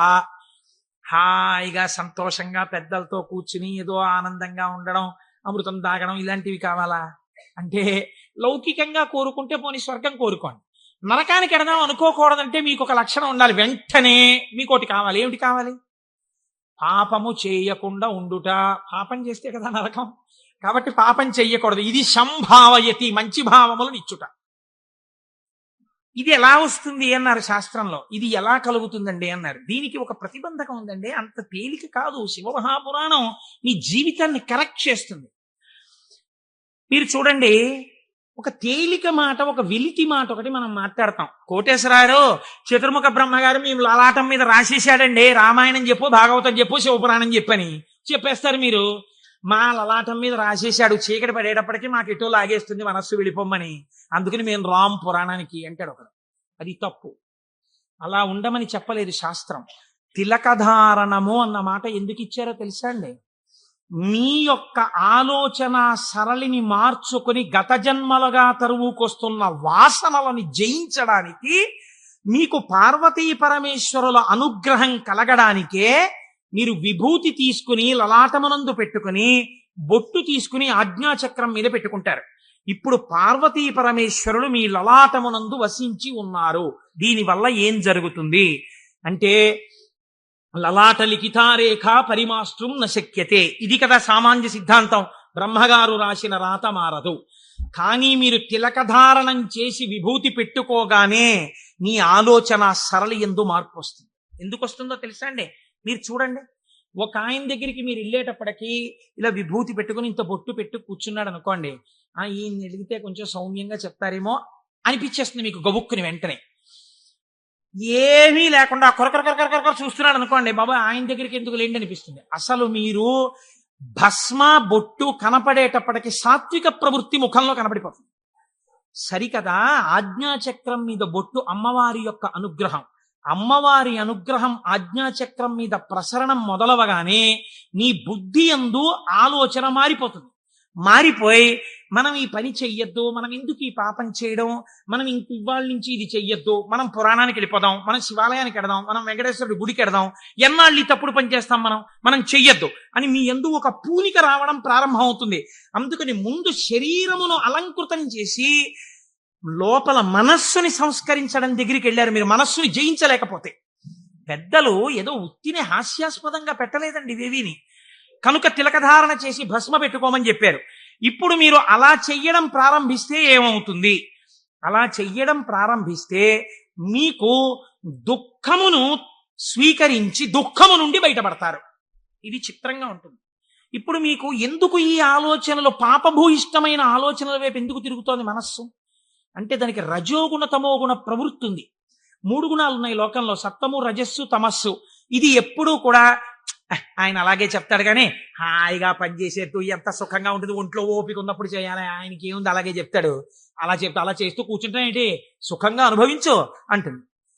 ఎందుకు ఆ పురాణం, దిక్కుమాలిన పురాణం, హాయిగా టీవీ చూడు, మంచి ఎపిసోడ్ వస్తుంది ఇవాళ అంటుంది. ఈ బోధని జయించగలగడానికి ఈ త్రిగుణములు బాధాకరములు. మీరు ఉన్నతిని పొందకుండా బాధిస్తున్నాయి. ఉన్నతిని పొందకుండా బాధించేటటువంటి త్రిగుణముల యొక్క బాధ నుంచి మీరు బయట పడడానికే మీరు సంసారం అనే కొత్త బాధనించుకున్నారు. సంసారం బాధ అండి. సంసారం సాగరం దుఃఖం. సంసారం అంత తేలికని శాస్త్రం చెప్పలేదు. అందులో తరించడానికి చాలా కష్టం, దాని మార్గం తెలియాలి. మరి బాధపోవడానికి బాధలోకి ఎందుకండి? మళ్ళీ బాధపోవడానికి సుఖంలోకి వెళ్ళాలి. బాధపోవడానికి బాధలోకి వెళ్ళమంటున్నారు ఏంటి మీరు అంటే, నేను మళ్ళీ ఒక ఉపమానం చెప్తాను మీకు కడుపు నొప్పిగా ఉంది, అజీర్తి చేసింది. అజీర్తి చేసి కడుపు నొప్పిగా ఉండడం బాధ. ఈ బాధ పోవడానికి మీరు ఇంకో బాధ స్వీకరించారు. ఏమిటది? ఆమదం తాగడం. ఆమదం తాగడం సంతోషంగా ఉంటుంది ఏంటి? ఎవరికన్నా ఆమదం తాగడం బాధే. కానీ మరి బాధతో కూడినటువంటి ఆమదము త్రాగుట అన్నది ఎందుకు చేశారు? కడుపు నిప్పి అజీర్తి అన్న బాధ నుంచి విముక్తమగుట కొరకు. సత్వరజస్తమో గుణములన్న 3 గుణముల నుంచి బయట పడడానికే సంసారములోకి ప్రవేశించి సుఖములు అనుభవించి ఈ సుఖములు సుఖములా అన్న ప్రశ్న వేసుకుని ఈ సుఖములు సుఖములు కావు, నిజమైన సుఖము ఈశ్వరుడే అన్న లక్షణాన్ని ఏర్పరచుకుని వైరాగ్య సంపత్తిని పెంపొందించుకోవడం, దాని వలన ఇంకా ఇంద్రియములు మనస్సు చెలించని స్థితికి పెడతాడు. ఇంద్రియాల్ని గెలవడం కాదు, మనస్సు కదలని స్థితికి పూర్ణ వైరాగ్యం అని పేరు. మీరు చూడండి, గాలి వెళ్ళిపోతూ మల్లెపూల మీద గెడుతుంది, నేను మల్లెపూల నుంచి వస్తున్నానని పొంగిపోదు. అశుద్ధం మీద గెడుతుంది, చిచి నేను అశుద్ధం మీదకి వెళ్ళానని బాధపడదు. దేని మించి వెళ్ళినా గాలి గాలిగానే ఉంటుంది, దానికేం బాధ లేదు. అలాగే పూర్ణ వైరాగ్యం పొందినవాడు ఇదంతా ఈశ్వర లీల అంటాడు. కానీ ఈ మాట అనడం చాలా కష్టం. అంత వైరాగ్యం రావడం కూడా ఈశ్వరానుగ్రహం. ఈ వైరాగ్య సంపత్తి చేత శాశ్వత సుఖస్థానమైన ఈశ్వరుడు ఎందుకు కలిసిపోతాడు. అప్పుడు వాడికి ఇంకా ఊర్ధ్వలోకం లేదు, అధోలోకం లేదు, పైన స్వర్గం లేదు, కింద నరకం లేదు. ఇక మళ్ళీ పుట్టవలసిన అవసరం లేని మోక్ష స్థితిని పొందుతాడు. ఇలా పొందడానికి శంభు అనుసంధానం చేసుకుంటూ ఉండాలి. శివుడి పాదాలు మీరు గట్టిగా పట్టుకున్నారనుకోండి, శివాష్టోత్తరం చదువుకుంటున్నారనుకోండి, భస్మధారణ చేశారనుకోండి, బొట్టు పెట్టుకున్నారనుకోండి, ఏమీ చేతకాకపోయినా కూర్చున్న నామాలు చెప్పడం మొదలు పెట్టారనుకోండి, మీకు తెలియకుండా మీలో ఒక రకమైనటువంటి మార్పు ప్రారంభమై అది మంచి ఆలోచనల వైపుకు తీసుకుని వెళ్ళగలదు. ఇలా తీసుకుని వెళ్ళవలసిన అవసరము ఎందువలన కలిగింది అంటే, పూర్వకాలంలో పూర్వయుగమైనటువంటి ద్వాపర యుగం వరకు కూడా ఒక లక్షణం ఉండేది. రాక్షసులు ఉన్నారనుకోండి, వాళ్ళు తెలిసేవారు వీళ్ళు రాక్షసులండి అని తెలిసేది. కాబట్టి వాడిని దూరంగా పెట్టడమో, వాడిని పరమాత్మ సంహారం చేయడమో ఏదో ఉంటుంది. కలియుగంలో ఏమిటో తెలుసా అంటే, రాక్షసులు ఏ రూపంలో ఉంటారు? చిత్తవృత్తుల రూపంలో ఉంటారు. పైకి దొరకరు, నీకన్నా సాధుపురుషుళ్లే కనిపిస్తాడు. మోసం చేసేవాడే చాలా నమ్మించేటట్టుగా సాధుపురుషుళ్లే ఉండాలి. వాడు నమ్మితే నాకేమిటి, నమ్మకపోతే నాకేమిటి, నేనేమన్నా వాడి దగ్గర ప్రయోజనం పొందుదాం అనుకుంటున్నానా అన్నవాడు తన యథారీతిగా ఉంటాడు. అవతల వాడిని నమ్మించి మోసం చెయ్యాలనుకోండి, వాడే మాట కలిపి చక్కగా మాట్లాడి బాగా మాట్లాడి మీరు నమ్మేటట్టు చేసి అప్పుడు మీకు ఒక కప్పు కాఫీ ఇచ్చి ఆ కాఫీలో మత్తు కలిపేసి మీరు పడిపోతే మీ సూట్ కేసు ఎత్తుకుపోవాలి కదా. అందుకని ఇప్పుడు ఎక్కడున్నాడు రాక్షసుడు? వాడి చిత్తవృత్తి ఎందున్నాడు? మీరు చూడండి, నిజంగా ఈ చిత్తవృత్తుల రూపంలో రాక్షసులు ఉండి ఉంటే త్రేతాయుగంలో విశ్వామిత్రుడు యాగం చేయగలడా? చెయ్యలేడు. ఇక్కడే ఉన్నారు రాక్షసులు. రాముడు ఈ లోపల రాక్షసుల్ని చంపడానికి తానే అనుసంధానం చేసుకోవాలి. బయట రాక్షసులుగా ఉన్నారు, రాముడు వచ్చి బాణం వేసుకొట్టి చంపాడు. ఈ యుగంలో అలా కుదరదు. ఇక్కడున్నారు రాక్షసులు, వాళ్ళు ఎప్పుడైనా తలెత్తుతారు. ఎప్పుడైనా తలెత్తి మిమ్మల్ని పడగొట్టేస్తారు. ఎప్పుడైనా పడగొట్టేయగలరు. ఎప్పుడైనా పడగొట్టేసేటటువంటి రాక్షసులు ఇక్కడే చిత్తవృత్తుల రూపంలో ఉన్నారు. వీళ్ళని తొక్కి పట్టగలిగిన వాడెవడు? ఒక్కడే, శంభు. అందుకే ఏవం శ్రీ శంభుదేవస్య నామ్యామష్టోత్తరం శతం అంటాం. ప్రదోష వేళలో రోజు ఆ శంభునామాలు చెప్పామనుకోండి, ఆయన ఏం చేస్తాడంటే వీళ్ళని తొక్కి పెట్టి మీ భావముల యందు మంచి ప్రవాహాన్ని ఏర్పాటు చేస్తాడు. ఈ మంచి ప్రవాహము కలిగిన భావన చేత ఉన్నతిని పొందేస్తాడు. ఇప్పుడు ఈ భావన పొందినటువంటి వాడు ఎలా ఉంటాడు, ఎలా పొందుతాడు ఈశ్వరుణ్ణి అని మీరేమి అనుమానపడిపోయి వాడు ఏమైనా పూజలు బాగా చేసేస్తాడండి, యజ్ఞయాగాదులు చేసేస్తుంటాడండి అలా అనుకోక్కర్లేదు. శంభునామాన్ని పెట్టుకుని శంభుని యొక్క అనుగ్రహం పొందిన వాడి స్థితి ఎలా ఉంటుందో తెలుసా అండి? నేను మీకు ఒక ఉదాహరణ చెప్తాను, మీరు బాగా పట్టుకోగలుగుతారు. ఇది కూడా నేను ఎక్కడి నుంచో ఎందుకు మీకు రుద్ర పశుపతి నాయనార్ అని ఒక నాయనారు ఉన్నారు. 63 మంది నాయనార్లలో మనం సాధారణంగా ఏం చేస్తాం, రుద్రం చదవండి అన్నాం అనుకోండి, సన్యాసి కూడా రుద్రం చదవాలి. సన్యాసులు కూడా రుద్రం పారాయణ చెయ్యమని శాస్త్రం విధించింది. ఎందుకో తెలుసా అండి? అభిషేకం చేయకపోయినా రుద్రాన్ని పారాయణ చేస్తే వెంటనే పాపాలు పటాపంచలవుతాయి. ఆ పశుపతి నాయనారికి ఒక లక్షణం ఉండేది. ఆయన రోజు కూర్చుని రుద్రాధ్యాయం చదువుతూ ఉండేవాడు. చదువుతున్నప్పుడు ఆయనకు ఒక అనుమానం వచ్చింది. ఏమిటా అనుమానం? అందులో మేఘ్యాయ చ విద్యుచ్చాయ చ వృక్షాయ చ హరిత్యాయ చ లోప్యాయ చ ప్రవాహ్యాయ చ ఫేన్యాయ చ సికత్యాయ చ ఈ మాటలు ఉన్నాయి. ఇవన్నీ ఈశ్వరుడే అన్నారు. అంటే నీరు ఈశ్వరుడు, నీటి మీద నురుగు ఈశ్వరుడు, చెట్టు ఈశ్వరుడు, చెట్టు మీద పిట్ట ఈశ్వరుడు, చెట్టులో ఆకుపచ్చతనం ఈశ్వరుడు. మనం ఏం చేస్తాం? మేము అభిషేకం చేయించుకుంటున్నామండి అని వెళ్ళి కూర్చుంటాం. శివాలయంలో ఉన్న అర్చక స్వామి ఏదో మహన్యాసం అని చెప్పి నారుద్రో రుద్రమచ్చ ఎత్తిని పాప ఆయన మహన్యాసం చేయిస్తాడు. చేయించిన తర్వాత మీరేవో పాలు పెరుగు పంచదార పళ్ళరసాలు పట్టుకెడతారు. ఆయన రుద్రాధ్యాయం చదువుతూ పోసేస్తాడు. పోసి అభిషేకం చేస్తుంటాడు. మీరేం చేస్తారు? మీకు అది ఏమిటో తెలియదు కదా, అర్థం కాదు. అర్థం కాకపోవడం వల్ల తేలిగ్గా వచ్చేది ఏంటంటే నిద్ర. కాబట్టి చాలా అమరికగా మనకి దొరికేది ఏమిటంటే బ్రహ్మదండం మహర్షులకు ఎలా ఉంటుందో అలా మోచేతిని తొడకి పెట్టి ఈ చేతిని ఇలా పెట్టి చక్క చెంప చేస్తే చాలు, అలా పడుకోవచ్చు, నిద్రపోతాడు. మళ్ళీ ఆయన ఎక్కడో గంట ఏదో కొడతాడు, కొడితే తెలివి వస్తుంది. తెలివి వచ్చాక మళ్ళీ పాపం తాపత్రయం ఉండదని నేను అన్నాం. మళ్ళీ ఓసారి లేచి ఏదో చేస్తున్నాడు, అల్లరవుతోంది మళ్ళీ అని చెప్పేసి కాసేపు చేయాలి, మళ్ళీ పడిపోతాడు. దీని వలన ఏమైనా ప్రయోజనం ఉందా? మీరు చేసిన అభిషేకమునందు నేను ఇలా అడిగానని మీరు ఏమనుకోకండి, నన్ను మన్నించండి. ఒక మెట్టు పైకెక్కడానికి కాలు ఇలా ఏమైనా లేచిందా మీకు ఉపాసనలో? అంటే నేను అభిషేకం చేయించుకోవద్దని, శివాలయానికి వెళ్ళొద్దని నేను చెప్పట్లా, చేయించుకోవాలి అరిష్టం పోవడానికి. కానీ మీ ఉపాసనలో మీరు మెట్టు ఎక్కారా? కాదు కదా. ఇది రుద్రం పారాయణ చేయడం అంటే ఇది. ఆయన అన్నాడు, ఆ నాయనారు ఆయనకు ఒక చిత్రమైనటువంటి ఆలోచన వచ్చింది. ఆయన తిరుమలయార్ అనబడేటటువంటి ప్రాంతంలో ఉండేవాడు. ఆయన ఈ రుద్రం చదివి చదివి చదివి చదివి అన్నాడు, ఆకాశం ఈశ్వరుడు, మేఘం ఈశ్వరుడు, నీరు ఈశ్వరుడు, నురుగు ఈశ్వరుడు, చెట్టు ఈశ్వరుడు, పిట్ట ఈశ్వరుడు.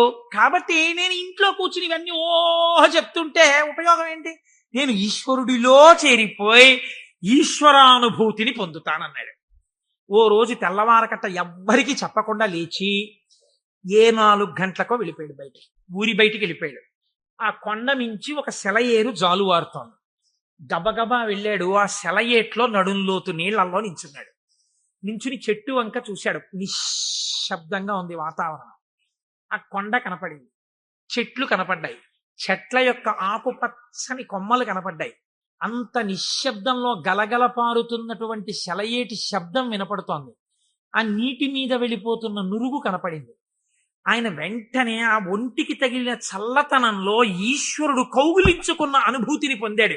ఇది ఈశ్వరుడు కదా, నేనిప్పుడు ఈశ్వరుడిలో ఉన్నాను నీటిలో.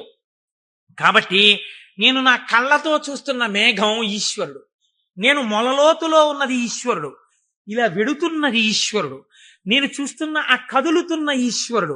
నాకు ఇంట్లో చదువుతున్నప్పుడు అలా బిగిసిపోయినట్టుగా ఉన్న ఈశ్వరుడు కనపడేవాడు. ఇప్పుడు ఇన్ని చేతులతో కాళ్లతో కదులుతూ నన్ను కౌగిలించుకున్నాడు ఈశ్వరుడు అని గట్టిగా గొంతెత్తి నమ పేన్యాయ చ సికత్యాయ చ ప్రవాహ్యాయ చ వృక్షాయ చ హరిత్యాయ చ లోప్యాయ చ అని పారాయణ చేశాడు. ఆ పారాయణ చేస్తూ ఆనందం అనుభవించేసి బయటికి రాలేక బయటికి వచ్చేవాడు. బయటికి వచ్చి ఒళ్ళు తుడిచేసుకుని పొడి బట్ట కట్టుకుని ఇంటికి వెళ్ళిపోయేవాడు. మళ్ళీ మధ్యాహ్నం అయ్యేది. ఆ చెరువు దగ్గరికి వెళ్ళి సంధ్యావందనం చేసుకుంటాననేవాడు. మళ్ళీ వెళ్ళిపోయి మళ్ళీ అందులో నించునేవాడు. మళ్ళీ శివుడు అబ్బా కదులుతున్నాడు. అవుగో అవే ఆయన చేతులు, నా స్వామి ఇలా అంటున్నాడు, చేతులు ఊపుతున్నాడు, రా రా రా అని పిలుస్తున్నాడు, అవే కొమ్మల రూపంలో ఊగుతున్నాయి. నా స్వామి ఇదిగో ప్రవహిస్తున్నాడు. నా స్వామి వేదం ఋషులకి చెప్పినప్పుడు ఇలాగే వినపడి ఉంటుంది, అదిగో ఝరి శబ్దం వినపడుతోందన్నాడు. మొన్న మేము తిరుమల వెళ్ళి పాండవుల తీర్థం కింద దగ్గర కూర్చుంటే వెనకాతల నుంచి నదీ ప్రవాహం వెడుతుంటే చప్పుడు వచ్చింది. కాసేపు ఆగి మీరు ఆ శబ్దాన్ని వినండి అన్నాను. ఆ వినండి అనడం వెనకాతల నా భావన అది.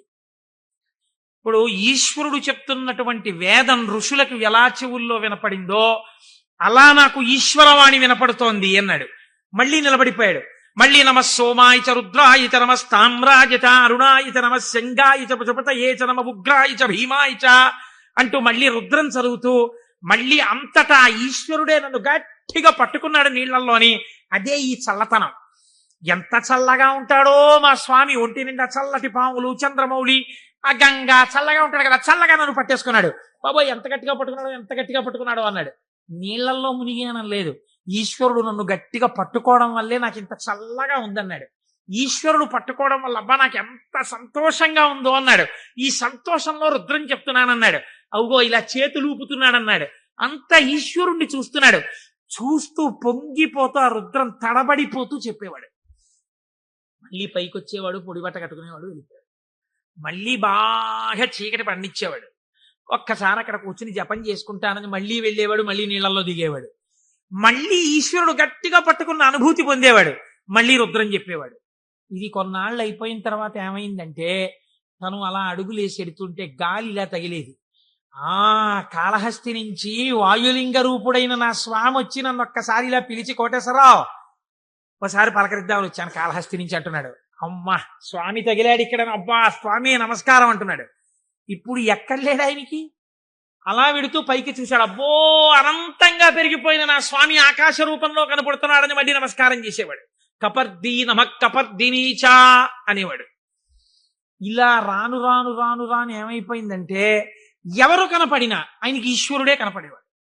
ఆఖరికి పరిగెత్తి పారిపోతూ దొంగ కనపడేవాడు. నమ చోరాయచ, పరిగెత్తుతున్న దొంగలో నా స్వామి కనపడుతున్నాడు అనేవాడు. మరి అంతేగా చెప్పింది రుద్రం. ఇలా అంతటా ఈశ్వర దర్శనం చేసి ఎక్కడ పడితే అక్కడ ఆగిపోయి నమస్కారం చేయడం అలవాటైపోయింది. ఈ అలవాటైపోతే శంకరుడు అన్నాడు, ఇక నేను తప్ప ఇంకొకటి కనపడని నీకు నాలోకే తీసుకోవాలని తనలోకి తీసేసుకో.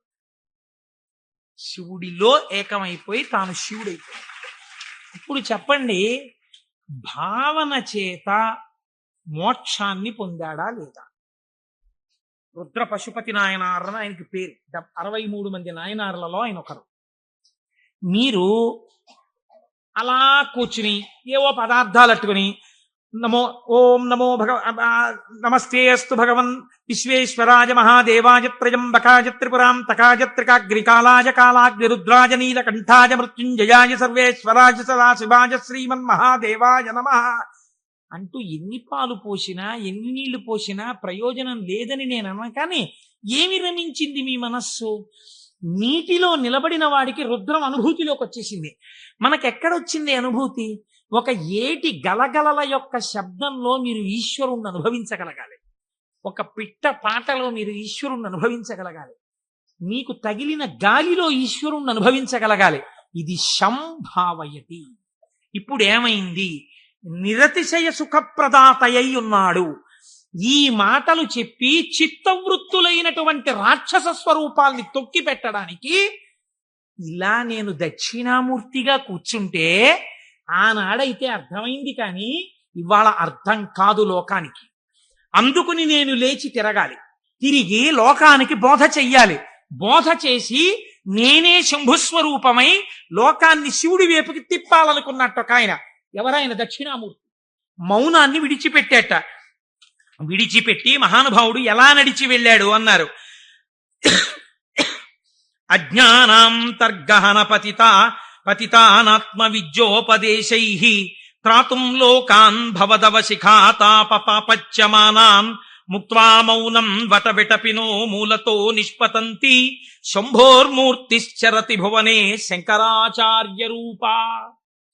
ఆనాడు ఇలా కూర్చుంటే అర్థమైంది, కానీ ఇవాళ నేను వటవృక్షం కింద ఇలా మౌనంగా కూర్చుంటే ఎవ్వరికీ అర్థం కాదు. వీళ్ల చిత్తములలోనే ఉన్న రాక్షసులను తొక్కి పెట్టడానికి నేనే వెళ్ళి నలుచెరగులా నేనే తిరిగి నేనే నిలబడి వీళ్ళు ఏ స్థాయిలో ఉన్నా వాళ్ళని ఉద్ధరించడానికి కావలసిన స్తోత్రముల దగ్గర నుంచి భాష్యముల వరకు ఇద్దామని ఆ దక్షిణామూర్తి మౌనమును విడనాడి ఈ భూమండలము మీద శంకరాచార్య రూపముగా తిరిగారట. ఆయనే ప్రథమ గురువై జగద్గురువై మహానుభావుడయ్యాడు. శివానంద లహరి, సౌందర్య లహరి, బ్రహ్మసూత్ర భాష్యం దగ్గర నుంచి ప్రస్థానత్రయ భాష్యాల వరకు ఇచ్చారు. ఇహమునందు ఐశ్వర్యము కావాలంటే కనకధార వరకు ఇచ్చారు. అటువంటి శంకరాచార్యుల వారి దగ్గర ప్రారంభమైన గురు పరంపర నేటి మా గురువుల వరకు కొనసాగుచునే ఉన్నది. ఆ గురువాక్య శ్రవణమే నా లోపలనున్న రాక్షసులను తొక్కి పెట్టగలిగినటువంటి శక్తి స్వరూపము. ఆ గురువు మాట నేను విన్నానా అంతే. ఆ చిత్తవృత్తులు నన్నేం చేయలేవు, ఆ రాక్షసులు నన్నేం చెయ్యలేరు. శంభావయతి, నా యందు మంచి భావములు ప్రవేశించి ఈశ్వరాభిముఖుడనై శం నిరతిశయ సుఖస్వరూపమైన శివుని యందు కలిసి నేనే శివుడనగుచున్నాను. అటువంటి స్థితిని నాకు కలగడం కోసమే మహానుభావుడైన పరమాత్మ నాకు ఈ ఉపకారం చేశారు. ఇటువంటి జ్ఞానము కలగడము దేని వల్ల కలుగుతుంది అన్నారు. ఇటువంటి జ్ఞానమే శంభుస్వరూపం మీకు కటాక్షిస్తుంది. అందుకే శంభు అన్న నామం అంత గొప్ప నామమైంది. పరమశివుని యొక్క రూపాలలో ఆ శాంభవ స్వరూపం అంత గొప్పదైంది. ఆ నామాలు చెప్పుకుంటే చాలు మనం ఉద్ధరింపబడతాం. అందుకే కదా ప్రతిరోజు ప్రదోష వేళ చెప్పుకుంటున్నాం. ఈ చెప్పుకున్న ఫలితం ఏమిటో మనకు ఒక రోజున తెలుస్తుంది. తెలిసిన రోజున అయ్యా మనం ఎంత అదృష్టవంతులం, ఆ రోజున నామం చెప్పుకున్నాం అనుకుంటాం. మనకి పెద్దలు ఒక మాట చెప్తారు, శరీరమునందు ఆరోగ్యం లుప్తం అవుతోంది అనుకోండి, ఆరోగ్యము మళ్ళీ పొందికగా కుదరాలంటే ఒక్కరి వలన మాత్రమే కుదురుతుంది. సూర్యోపాసన చెయ్యాలి, ఆదిత్య హృదయం చదువుకోవాలి. ఆరోగ్యం భాస్కరాదిచ్చేత్, శరీర ఆరోగ్యము మనస్సు ప్రశాంతముగా ఉండుట సూర్య భగవానుని యొక్క అనుగ్రహము వలన కలుగుతుంది. శ్రియమిచ్చేత్ హుతాశనం. ఇవాళే పొద్దున నేను ఒక ఉపనయనానికి వెళ్ళాను. ఆ ఉపనయనానికి వెళ్ళినప్పుడు మా దొరగారితో, చూసారా దొరగారు అగ్నిహోత్రాన్ని ఎలా ప్రార్థన చేస్తారో అని మా దొరగారికి చెప్తూ అక్కడ కూర్చున్నాను. ఆ అగ్నిహోత్రం చేసినప్పుడు అగ్ని కార్యం చేస్తూ ఆ అగ్నిహోత్రాన్ని అడుగుతారు, నాకు ఇవన్నీ, ఈ వీర్యము, ఈ పరాక్రమము, ఈ ఐశ్వర్యము, ఈ ధనము, ఈ సంపత్తి, ఇవన్నీ కూడా నాకు ఆ హుతాశన నాకు ఇయ్యి అనగా, ఓ అగ్నిహోత్రమా నువ్వు నాకు కటాక్షించు అని అడుగుతారు. అందుకే అగ్ని కార్యం చెయ్యడానికి సమర్థత కలిగిన వాడైతే తానే అగ్ని కార్యం చేస్తాడు. నాకు లేదు అగ్ని కార్యం చెయ్యగలిగిన సమర్థత, ఏం చెయ్యాలి అన్నారు. ఇప్పుడు మీకు నేను ఒక ఉదాహరణ చెప్తా. రేపు ఫిబ్రవరి 11వ తారీఖున సుబ్రహ్మణ్యేశ్వర స్వామి వారి యొక్క హోమం జరుగుతుంది. ఆ హోమం జరిగినప్పుడు మీరు చెయ్యగలరా సుబ్రహ్మణ్య హోమం? ఆచంద్ర తారార్కం వంశం నిలబడాలి. ఎక్కడో ఒక చోట వంశం ఆగిపోయే ప్రమాదం రావచ్చు. కానీ ఒక్కసారి ఎవడు సుబ్రహ్మణ్యుడి కావిడి భుజం మీద పెట్టుకున్నాడో, సుబ్రహ్మణ్యుడికి హోమం చేశాడో, వాడి వంశం ఆగదు. అటువంటి ప్రతిబంధకం ఉంటే తొలగిపోతుంది. ఇప్పుడు మీకు రాదా హోమం చేయడం, మరి మీరేం చెయ్యాలి అంటే, కలియుగమునందు పురుషార్థమును వెచ్చించు. అందుకని టికెట్ పెడతారు. దాని మీద డబ్బులు సంపాదించడానికి కాదు. ఒక టికెట్ పెడితే మీ ద్రవ్యాన్ని మీరు వినియోగించాలి. అది ఓ 1000 రూపాయలు అవుతుంది అనుకోండి, మీ దగ్గర 2000 పుచ్చుకోరు. ఎందుకు పుచ్చుకోకూడదు? అలా పుచ్చుకుంటే వీళ్ళు మోసం చేసినట్టు అవుతుంది. ఎంత అవసరమో అంత పుచ్చుకుంటారు. ఇప్పుడు మీరు ఈ ద్రవ్యం ఇచ్చి బాహ్య అంతఃశౌచమును పాటిస్తారు. అంటే స్నానం చేసి విభూతి పెట్టుకుని తిలకం పెట్టుకుని, లేదా మీరు ఏ సంప్రదాయమునందుంటే అటువంటి తిలకధారణ చేసి వచ్చి కూర్చుంటారు.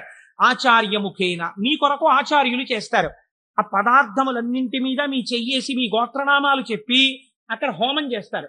ఇప్పుడు ఈ హోమం ఎవరు చేసినట్టు? మీరు చేసినట్టు మీ ఖాతాలో పడిపోతుంది ఫలితం. కాబట్టి ఇప్పుడు ఏమవుతోంది? మీకు కావలసినటువంటి సుఖమునకు హేతువు కర్మ మార్గము చేత మీకు ఇప్పిస్తారు ఈశ్వరానుగ్రహంతో. ఇలా శ్రియం, అది ఏ రకమైన ఐశ్వర్యమైనా దేని వలన కలుగుతుంది? అగ్ని కార్యము వలన కలుగుతోంది. కాబట్టి శ్రియమిచ్చేత్ హుతాశనం, అగ్నిహోత్రము వలన నీకు ఐశ్వర్యము కలుగుచున్నది. ఈశ్వరాత్ జ్ఞానమన్విచ్చేత్, జ్ఞానదాత మహేశ్వర, ఈశ్వరుని యొక్క అనుగ్రహము వలన మాత్రమే జ్ఞానము కలుగుతుంది. ఆ జ్ఞానం ఇచ్చేవాడికే మహేశ్వరుడని పేరు. ఈ మహేశ్వరుడు ఎందుకు ఇస్తాడు? శంభునామాన్ని మీరు గట్టిగా పట్టుకుని ఆ నామాలతో పిలిస్తే, ఏవం శ్రీ శంభుదేవస్య, శంభుదేవుని నామాలు ప్రదోషంలో పిలుస్తున్నారు అనుకోండి, మీరు పేరు పెట్టి పిలవగా పిలవగా పిలవగా పిలవగా ఏమవ్వాలి? ఆయన పలకాలి. పలికితే ఏమనాలి? మీ వంక చూసి ఏవం శ్రీ శంభుదేవస్య నామ్నామస్తోత్తరం శతం అంటున్నారు మీరు. 108 నామాలతో నిన్ను పిలిచాను. ఆయనకు ఓసారి చూసి, ఆ సరే పిలిచావు, నేను శంభుదేవుణ్ణి కాబట్టి ఏం చెయ్యాలి? నీ భావాలు మార్చి నిన్ను ఈశ్వరుడి వైపుకి తిప్పాలి. నీకు సత్ప్రవర్తన కల్పించాలి. నేను నిన్ను చక్కటి వాడిగా రూపుదిద్దేటట్టుగా చెయ్యాలి. నన్ను నువ్వు పిలిచినందుకు నేను నీకు చెయ్యగలిగింది అదే. కాబట్టి ఇప్పుడు ఆయన మీకేం చేస్తాడు? ఇదే చేస్తాడు. మీరు ఆయన విసుక్కున్నా సరేనండి, లోకంలో ఒక నానుడు ఉంది, మీరు చూడండి. ఆ అమ్మా అమ్మా అమ్మా అన్నారు అనుకోండి, అమ్మ ఊ ఊ ఊ అంటుంది. ఆవిడ ఏదో పోపు వేయించుకుంటూ ఉంటుంది. ఊ ఊ ఊ అంటుంది. అమ్మా అమ్మా బా ఏమిటి అమ్మా అమ్మా అమ్మా చెప్పు ఏమిటో. అమ్మా నిన్ననే కాలేజీకి వెళ్ళానా అని మొదలు పెడతాను. నువ్వు ముందు తెవులు చెప్దు కాని విలే, కాలేజ్ టైం అయిపోతుంది అవతల అని పోపెడా. అది చిన్న బుచ్చి అంటుంది పిల్ల. అంటే ఈ పో పెట్టేసి దగ్గరికి వచ్చి రా జడేస్తాను, ఇప్పుడు చెప్పు ఏమిటి చెప్తాను అనుకున్నావు. వినకూడదనుకున్నది అనేటప్పటికీ లొంగిపోయి, ఫోన్లే పాపం వింటే మాత్రం ఏమవుతుందని జడవేయుట అనేటటువంటి ఉపచారం చేస్తూ మరీ వింది అమ్మ. ఎందుకు వింది? 24 మాటలు అమ్మ అమ్మ అమ్మ అన్నందుకు వింది. ఎలా వింది? మీకు ఉపచారం కూడా చేస్తూ వింది. అలా మీరు రోజు ప్రదోషంలో ఏవం శ్రీ శంభుదేవస్య ని శివ శివ శివ శివ అంటే ఆయన ఏం చేస్తాడు? ఓసారో 2 సార్లు అనొచ్చు, 3వ మాట ఏమంటాడు? ఓ సర్లే ఇంక నిన్ను చక్కగా తీర్చిదిద్దుతాను, సరేనా, అందరూ పొంగిపోయేటట్టుగా నీ ప్రవర్తన మారుస్తానంటాడు. ఇలా రావడానికి 10 మాటలు ఆయన విసుక్కున్నా మనం పిలవాలి. ఆయన అలా విసుక్కునేవాడు కాడు. కాబట్టి మనం రోజు చెయ్యగలిగింది ఏంటో నామం చెప్పడమే. ఈ నామము చేత మీరు శంభుని యొక్క అనుగ్రహాన్ని పొందాలి. ఇది శం, ఈ లోకంలో సుఖం దగ్గర నుంచి నిరతిశయ సుఖం వరకు, ఊర్ధ్వలోక సుఖం వరకు ఎంత సుఖం ఉందని మీరు అనుకుంటున్నారో అన్ని సుఖాల్ని మీకు ఇవ్వడం. దీన్నే కామకోటి అని పిలుస్తారు. కామకోటి అంటే కంచి కామకోటి పీఠం అంటారు. కామకోటి అంటే ఇక్కడ కోరికలు ఇవ్వడంతో మొదలుపెట్టి కోరికలు లేకుండా చేయడం వరకు తీసుకెళ్లి, ఆ తర్వాత పుణ్యం ఇచ్చి, పుణ్యము వలన ఊర్ధ్వలోక ప్రాప్తి వరకు ఇచ్చి, తర్వాత మళ్లీ తిరిగి రానవసరము లేనటువంటి పునరావృత్తి రహిత శాశ్వత శివ సాయుధ్య స్థితి అనబడేటటువంటి మోక్ష స్థితి వరకు ఇయ్యగలిగినటువంటి అంచులన్నీ ఆవిడ చేత పరిపాలింపబడుతున్నాయి. ఆవిడ అవనిక ఎత్తి ఈ కామకోటిలో నిలబెడుతుంది. ఈ కోటిలో ఏ మెట్టు మీద నువ్వు నిలబడతావో దానికి తగినట్టుగా నిన్ను నిలబెట్టడానికి ఈ నామాలు, ఆ ఈశ్వరానుగ్రహము నిన్ను రక్షిస్తున్నాయి. నీకు రుద్రపశుపతి నాయనారు వృత్తాంతం ఒక్కటి ఉదాహరణగా సరిపోలేదా? రమించిన హృదయం అటువంటి భావం ఒక్కటి కలగగానే రమించిపోయిందంటే ప్రమాదం అంతా ఎక్కడొస్తుందో తెలుసా అండి? మీరు చూడండి, మనం లోకంలో ఒక పెద్ద పొరపాటు చేస్తుంటాం. మనస్సు యందు దోషం ఉండదు. మనస్సు ఏ స్థానాన్నైనా వెతకడం దానికి అలవాటు. మీ మనస్సు ఒక స్థానాన్ని అడుగుతుంది. అది ఏమండి, సాయంకాలం 6:30కి వెళ్ళి కాసేపు మనం కూడా నామం చెప్పుకుంటే బాగుంది. లేదు, కొన్నాళ్ళకి పురాణం అయిపోతుంది. సాయంకాలం 6:30కి వెళ్ళి శివాలయం అరుగు మీద కూర్చుని అలా గుడి యొక్క ధ్వజస్తంభం దగ్గర గంటలు చిరుగంటలు మోగుతుంటే, పక్షులన్నీ గోళ్లకి చేరిపోతుంటే, శివాలయంలో ఉన్నటువంటి ప్రధాన అర్చకుడి దగ్గర శిష్యులు పాఠం నేర్చుకుంటుంటే, ఆయన ఒక్క మాట చెప్తే వీళ్ళు 3 మాటలు చెప్తుంటే, గుళ్ళోకి వచ్చిన వాళ్ళు గంట కొడుతుంటే అవి వింటూ ఒక 20 నిమిషాలు కూర్చుంటే ఎంత ప్రశాంతంగా ఉంటుందో అంది మనస్సు. అంటే మీ మనస్సు ఒక స్థానాన్ని అడిగిందా లేదా? కానీ దాని గొంతు మీరు ఎక్కడ నొక్కుతారో తెలుసా అండి? ఇది 6:30కి నాన్నగారండి ఎలాగైనా సరే మనం రోజు కాసేపు ఈవినింగ్ వాక్ వెళ్దాం నాన్నగారండి, డాక్టర్ గారు మార్నింగ్ వాక్ ఏదో ఒకటి చేయమన్నారు, వెయిట్ తగ్గాలంటున్నారు నన్ను, నేనేమో తిరగలేను నాన్నగారండి, మీరు కూడా నాతో రండి అందనుకోండి పిల్ల, లేకపోతే పిల్లాడు, లేకపోతే భార్య, లేకపోతే ఎవడో స్నేహితుడు. ఉత్తర క్షణం మీరు వచ్చిన ఒకే ఒక మంచి ఆలోచన పీక నొక్కేస్తారండి. సరేలే గుళ్ళోకి ఇంకో మాట ఎప్పుడో వెళ్దాం, పాపం అడిగాడు కదా అని వెళ్ళిపోతారు. ఒకరోజు పొద్దున్నే కాసేపు మీరు 6 గంటలకి ధ్యానం చేసుకుంటే మీకు బాగుందనుకోండి, 6 గంటలకు అబ్బా లేచిపోతే పొద్దున్నే 6 గంటలప్పటికి మీరు లేచిపోయి ఆ బాత్రూంలోకి వెళ్ళి పడపడ స్నానం తిరుగుతుంటే నిద్ర పట్టే వాళ్ళకి కూడా నిద్ర పట్టట్లేదు, 7 వరకు హాయిగా ఎందుకు వెళ్ళిపోయాడు? మీరు ఏది చెప్పిన మాట ఎక్కడ విన్నారు? ఇంట్లోకి రెండంటేనే రాని వాళ్ళకి ఎవడు చెప్తాడు? బయటికి వచ్చిన వాడు చెప్పేది వెళ్ళిపోమనే చెప్తాడు కదండి. కాబట్టి పట్టు విడుపు అని 2 మాటలు మనకి శాస్త్రంలో ఉన్నాయి. ఏది ఎక్కడి వరకు పట్టుకోవాలో అక్కడ వరకే పట్టుకుని ఎప్పుడు విడిచిపెట్టాలో అప్పుడు విడిచిపెట్టేయాలి. అందుకే పట్టు విడుపు ఉండాలండి అని అంటారు. పట్టు విడుపు అన్నటువంటి శాస్త్రం మీకు అలవాటు అవ్వకపోతే శంభుదేవుని అనుగ్రహం జీవితంలో రాదు. కొన్ని కొన్ని పట్టుకోవాలి, కొన్ని కొన్ని వదిలేస్తుండాలి. ఇది విడిచిపెట్టేయకపోతే ఇంకా నా జీవితం వెళ్ళదు, నేను అటువైపు వెళ్ళడానికి కొన్ని వదలాలని వదిలిపెడుతూ ఉండాలి. అందుకే ప్రయత్నపూర్వకంగా రాజ్యం కూడా విడిచిపెట్టి వానప్రస్థానికి వెళ్ళారు. ఈ పట్టు విడుపు అంటే అక్కడ నేర్చుకోవడానికి ఇక్కడ కూడా నేర్చుకో. ఇక్కడే రాంది అక్కడే వస్తుందిరా నీకు, నేను ఏమి విడిచిపెడతావు? పట్టుకోవడం వచ్చు, విడిచిపెట్టడం వచ్చు. పైగా అదో క్వాలిఫికేషన్ లా చెప్పడం ఏంటి? నేనండి ఇంకా పట్టానంటే వదిలిపెట్టనంటాడు ఒకడు. అంటే మూర్ఖుడివి, పాఠాలలోకి పోతున్నావు. ఏది అది గొప్ప? నాకు కోపం వస్తుంది కానండి, గబుక్కున్నారన్నా పెద్దలు చెప్తే వెంటనే పక్కన పెట్టేస్తానన్నారు అనుకోండి, మీరు ఆయనకు పోల్దండి అయ్యారు. అంతేగాని నాకే గాని కోపం వచ్చిందా హరి బ్రహ్మాదులు వచ్చి చెప్పినా వినండి అంటాడు. వాళ్ళ కర్మ కాలిపోయిందా నీకు వచ్చి చెప్పడానికి? నీలోంచి వెళ్ళిపోతే చాలా చచ్చూరుకుంటావు. ఎందుకు వచ్చింది? ఏమిట వ్యగ్రత? ఎందుకు వచ్చిన మాట? కనుక నేను ఈ మాటని ఎందుకు ఇంతలా నొక్కి చెప్తున్నానో మీరు సహృదయంతో అర్థం చేసుకోండి. ఒకవేళ నా వాక్కు ఎందు వ్యగ్రత ఉండి ఉండవచ్చు. శంభుని అనుగ్రహము వచ్చినా గుర్తెరగగలిగి ఉండాలి.